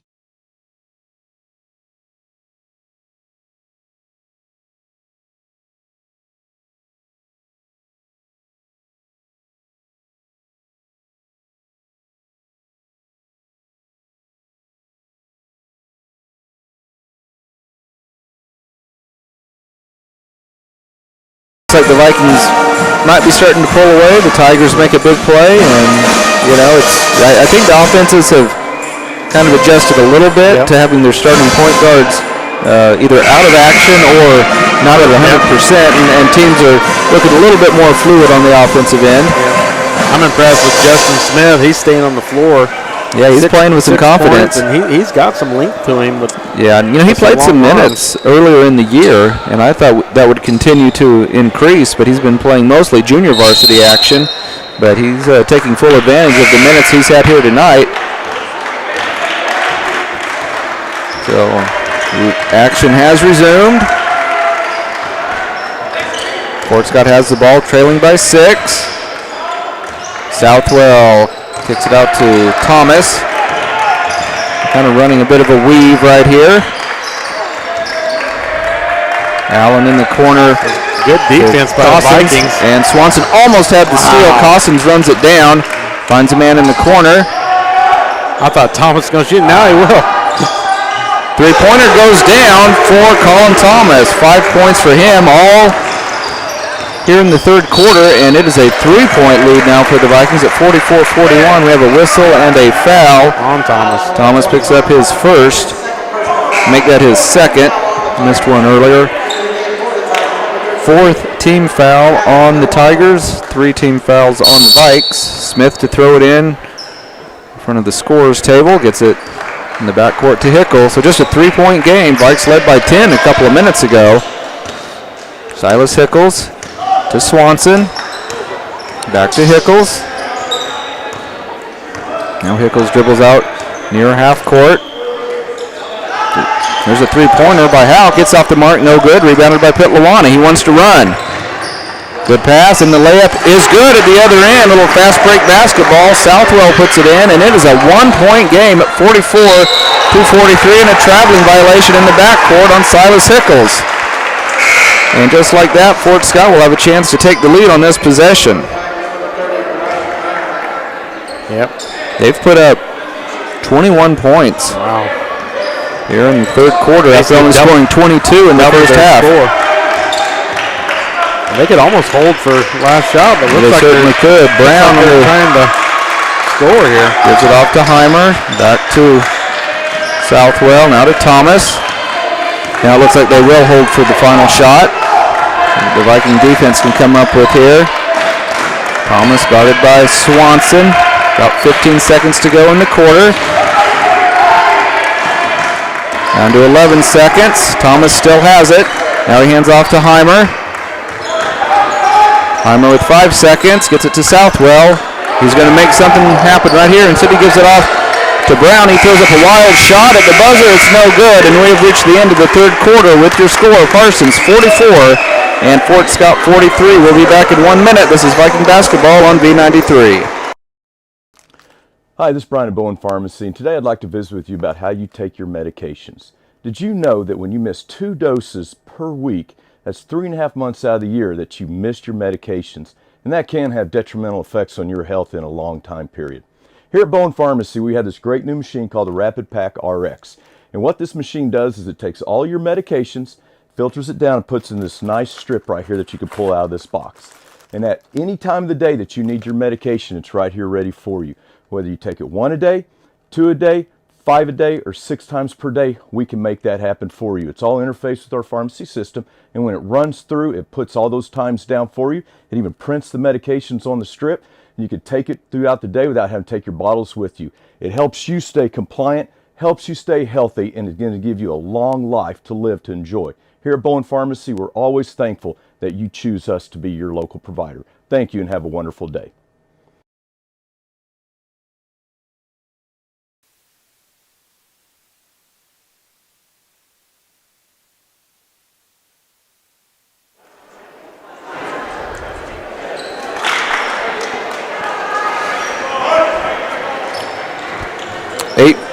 Minutes to go in our ball game as we get ready to go here in quarter number 4. Parsons leading Fort Scott 44-43. Vikings will have possession. Ethan Houck to throw it in across the way, gets it in the backcourt to Hickles.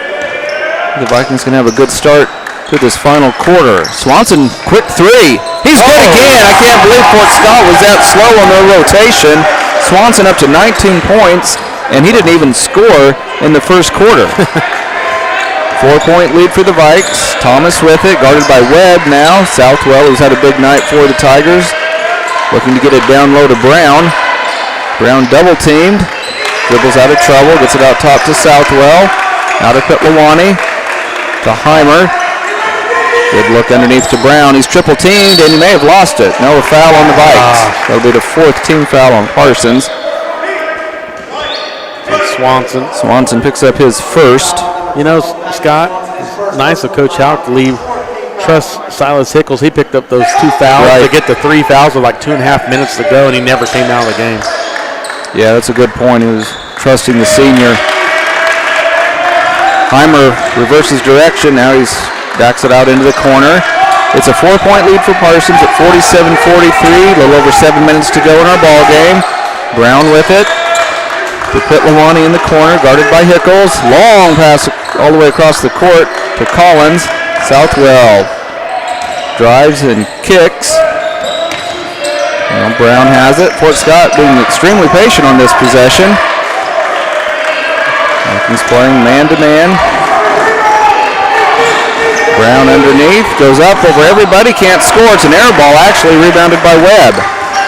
Cedric Webb into the front court. Over to Hickles. Now you wonder if we should hold the ball and make them come out of that zone. Instead, the Vikings attack the zone. Oh, and Houck misses a bunny. He's had a rough shooting night. He has 4 points. Yeah, he's been hot on the 3-point line for the last few games. Nice drive by Thomas, but he missed the layup and battle for the loose ball. That's a nice job by Houck. I hope that's a foul on Fort Scott because it should be. Oh, they're going to call it. If they're going that on Ethan Houck, that is just a horrible call. And Coach Houck can't believe it. Yeah. The officials have actually called a pretty good game tonight, but they missed that one. Houck had the ball, and now the officials are going to talk.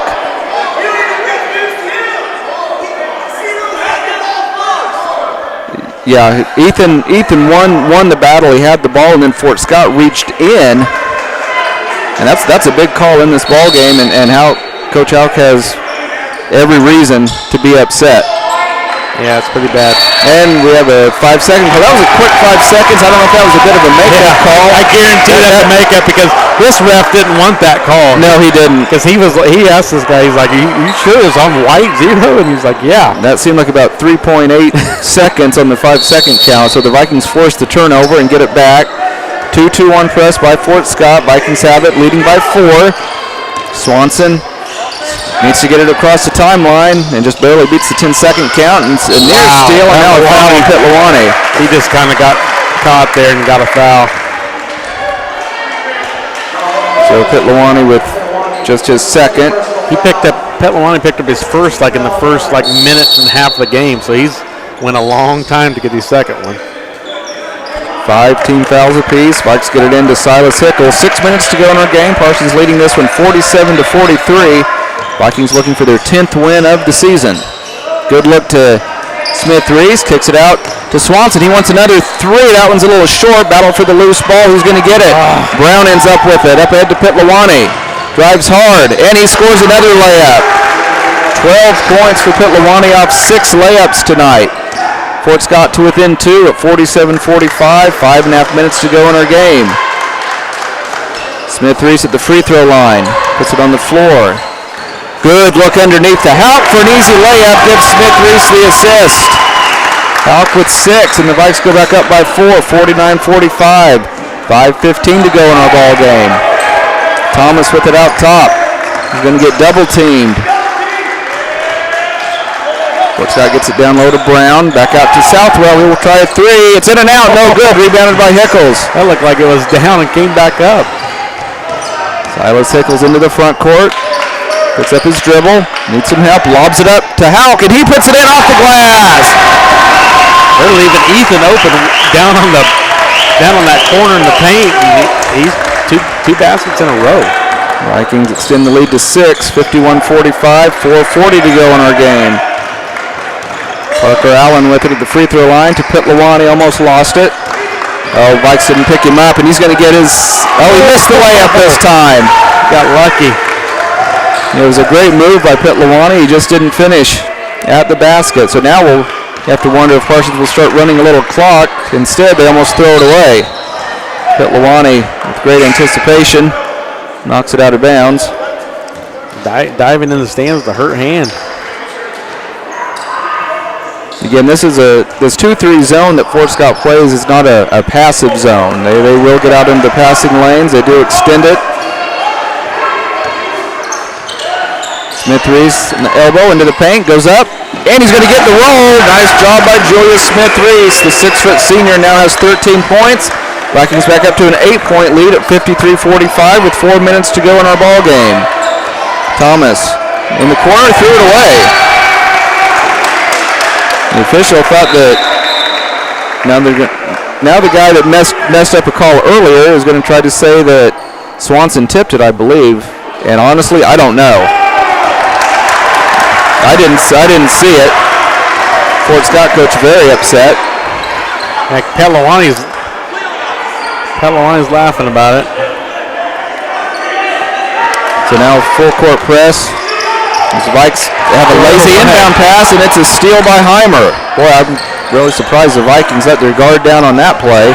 Pitlawane for 3. In and out. Boy, the Vikings dodged a bullet on that one. Here comes Swanson with it.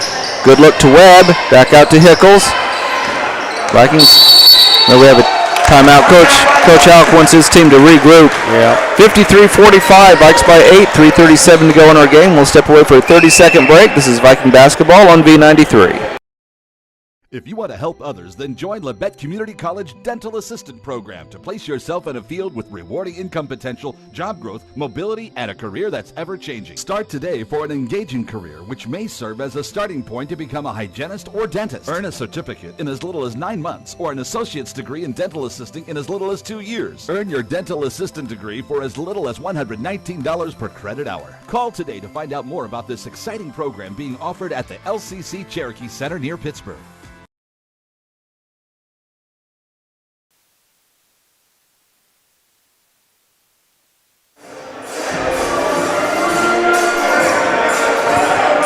3:37 to go in our ball game. 53-45, Vikes lead by 8. We talked about how the Vikings missed Swanson up at Fort Scott, that outside threat, and boy, he's come up big tonight, leading the way with 19 points for the Vikes. Parsons gets it into Hickles. 3:33 to go in our game. Fort Scott's going to have to come out and extend that defense as Parsons leads by 8. Nice spin move by Julius. Can he finish? He does! The senior coming up big. Another big second half for Smith Reese. He has 15 points tonight. Parsons leads by 10 at 55-45. Heimer with it. Nice drive on the baseline, but he's cut off. Double teamed way out top to Pitlawani. Over to Southwell, who goes baseline. And he's going to be fouled by Hauk, and 2 free throws coming. That will be Ethan's third personal.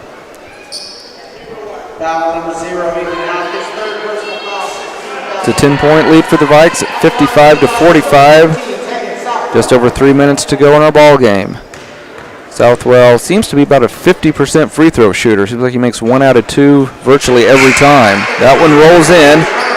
He has had a nice night. 20 points to lead all scorers for the 6'1 senior from Fort Scott. Trying to get the Tigers to within 8. Puts it up. And that one rattles home. So 21 points for Southwell. Here come the Vikings leading by 8. Exactly 3 minutes to go in our game. Vikes almost lose it, and they're bailed out on a reach-in foul. That was close to a turnover and also close to a 10-second count. Parker Allen. And now the Vikings are going to end up in a similar situation to where Fort Scott had. Yep.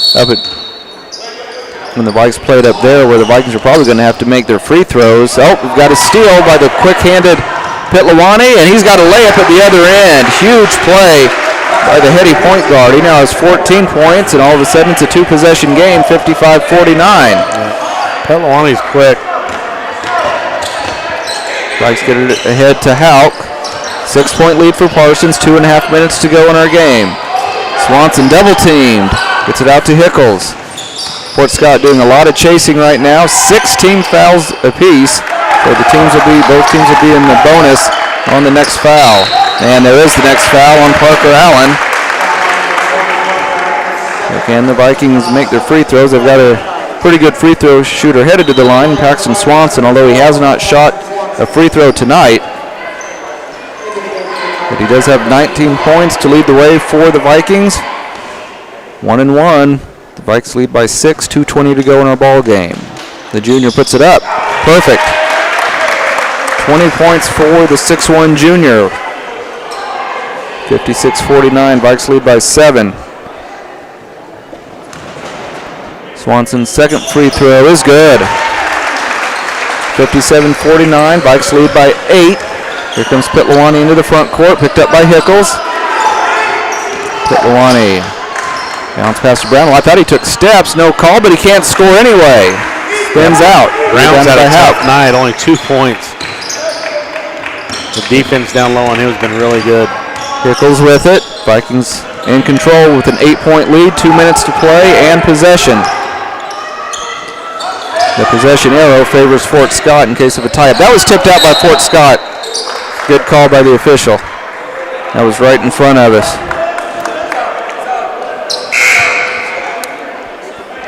Parker Allen replacing Heimer in the Fort Scott lineup.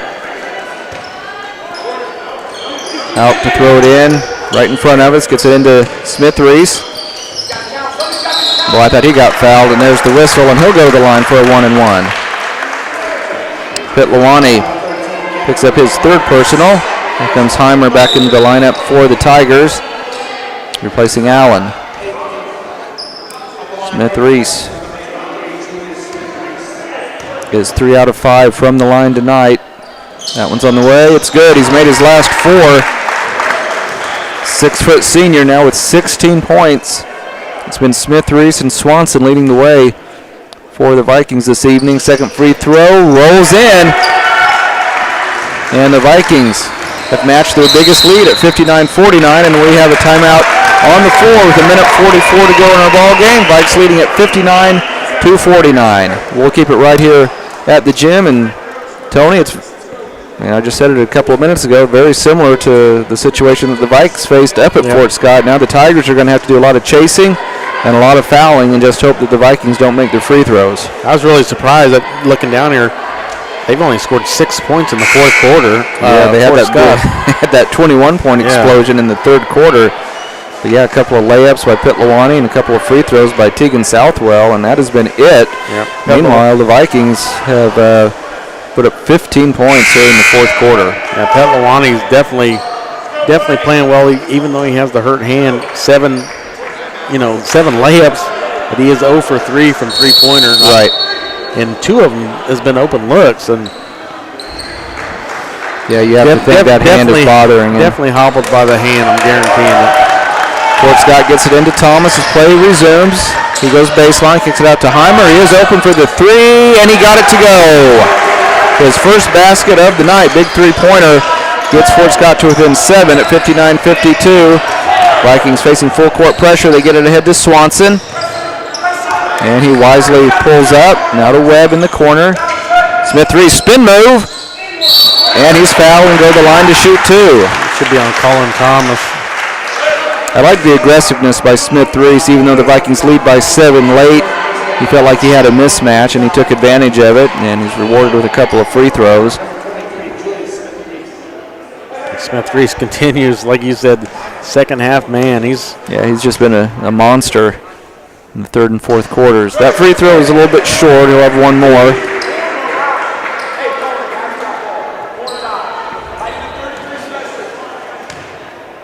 Six-foot senior puts it up, and it rattles home. 18 points for Smith Reese, and the Vikings lead at 60-52. Minute 13 to go. Pitt Lawani looking to get to the basket. Can't score, but an offensive rebound and putback by Brown. And a timeout by Fort Scott. So Tigers not going away. 60-54. Parsons leads by 6 with a minute 8 to play. Let's take a 30-second commercial break, and then we'll be right back. This is Viking basketball on B93. I'm a patriot and a mechanic, which means I know the difference between a symbol and a tool. The American flag is a symbol of everything that I would die to defend. This is a tool. It says nothing about my politics. I wear it to protect the people that I love. We have a job to do, and this is the right tool for that job.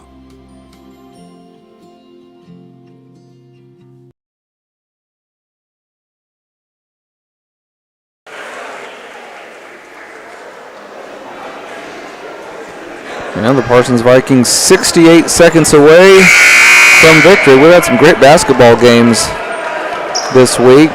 Unfortunately, the Vikings have come up on the short end against Pittsburgh and Chanute, but they are leading Fort Scott 60-54 with a minute 8 to play. Oh, and the Vikings are going to have to get out there. They were a little bit late coming out of that timeout. And they just threw it away, I believe. Yep, the Vikings were late coming out of the timeout.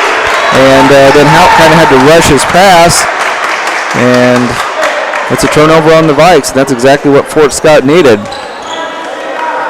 I just noticed no time went off the clock either. Silas Hickles only has 2 points on the night, Scott. But I guess he is playing the points. Yeah, he hasn't looked to score as much. Southwell into the paint. His runner does not go. The Vikings dodge a bullet, rebounded by Houck. I thought he was fouled back there. He's triple teamed. And somehow he got out of it. Here come the Vikings. They have numbers. Great look ahead from Smith Reese to Webb, and he lays it in. Great basketball by the Vikings. And they lead by 8. Quick three-pointer by Heimer is way off the mark, rebounded by Hickles. And the Vikings in control now with 35 seconds to go. There's the foul by Brown. Exactly 36 seconds left in the game. And the Vikings are in the double bonus the rest of the way, and they lead 62-54. Silas Hickles to the line for the first time tonight. 6'2" senior has 2 points. Looking to salt this thing away at the free throw line. First one on the way is off the mark, no good. He'll have one more. Vikings 5 out of 7 from the line here in the fourth quarter. Hickles' second free throw is good.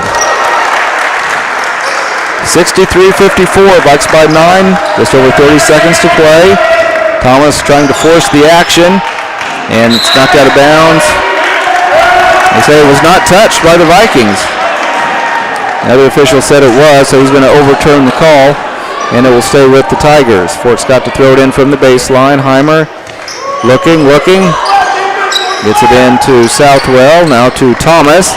Puts up a jumper from the free throw line. It's no good. Gets his own rebound and scores off the glass. And a timeout called by Fort Scott. 63-56, Vikes by 7, 20 seconds to go in our game. We'll take another 30-second break and be right back. You're listening to Viking Basketball on V93. It could happen any time or place. You feel a tickle in your face. You move your arm feels weak. The words won't come when you're trying to speak. Folks may think it's all a joke, but it ain't no joke. It's a stroke. Face, arm, speech, time. That smells fast. Better call 911. At Strokes First Sign. Time means brain, so don't waste time. Time means brain, so don't waste time. Act fast. Face, arm, speech, time. Act fast. Face, arm, speech, time. Act fast. In an emergency, take me to Labette Health.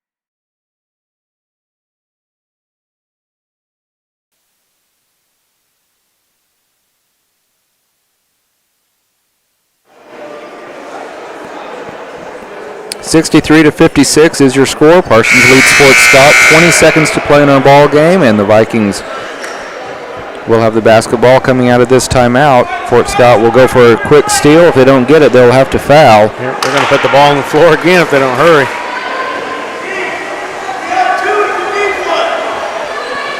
Out to throw it in. He'll be able to run the baseline if needed.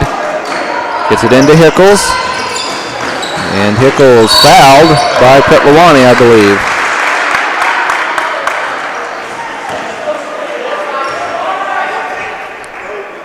And that will be the fourth foul on the 5'10" senior.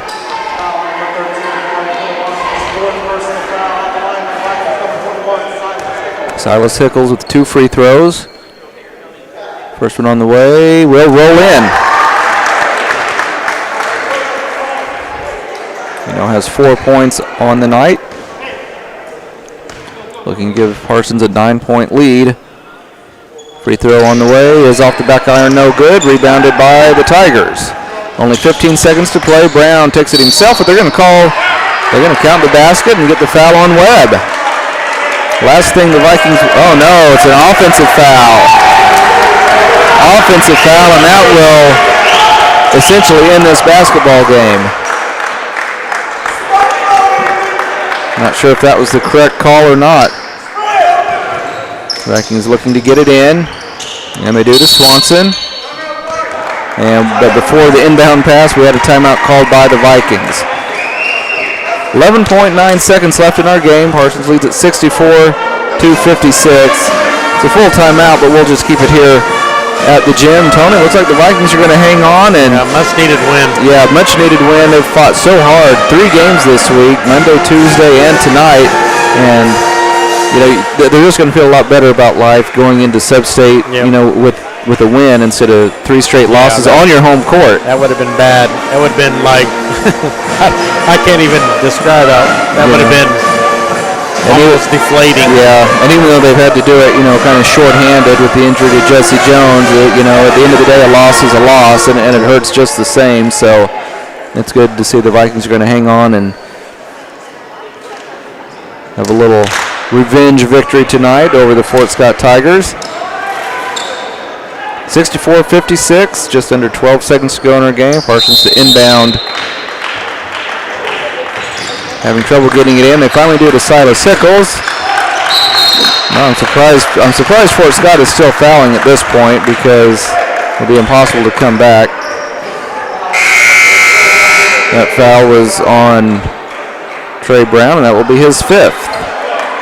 Yep. So he needs to head to the bench. I don't think Brown knows it. Oh, we've got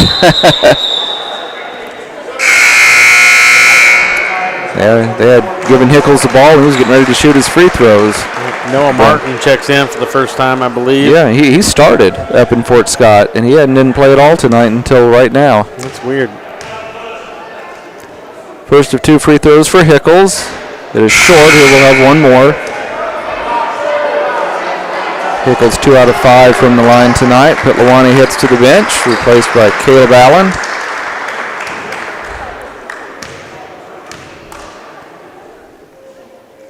Hickle's second free throw will roll in. 65-56, Vikes by 9. Clock on the move, about 5 seconds to go. Tough three-pointer is going to be an air ball, rebounded by Smith-Reese, and he will dribble out the clock.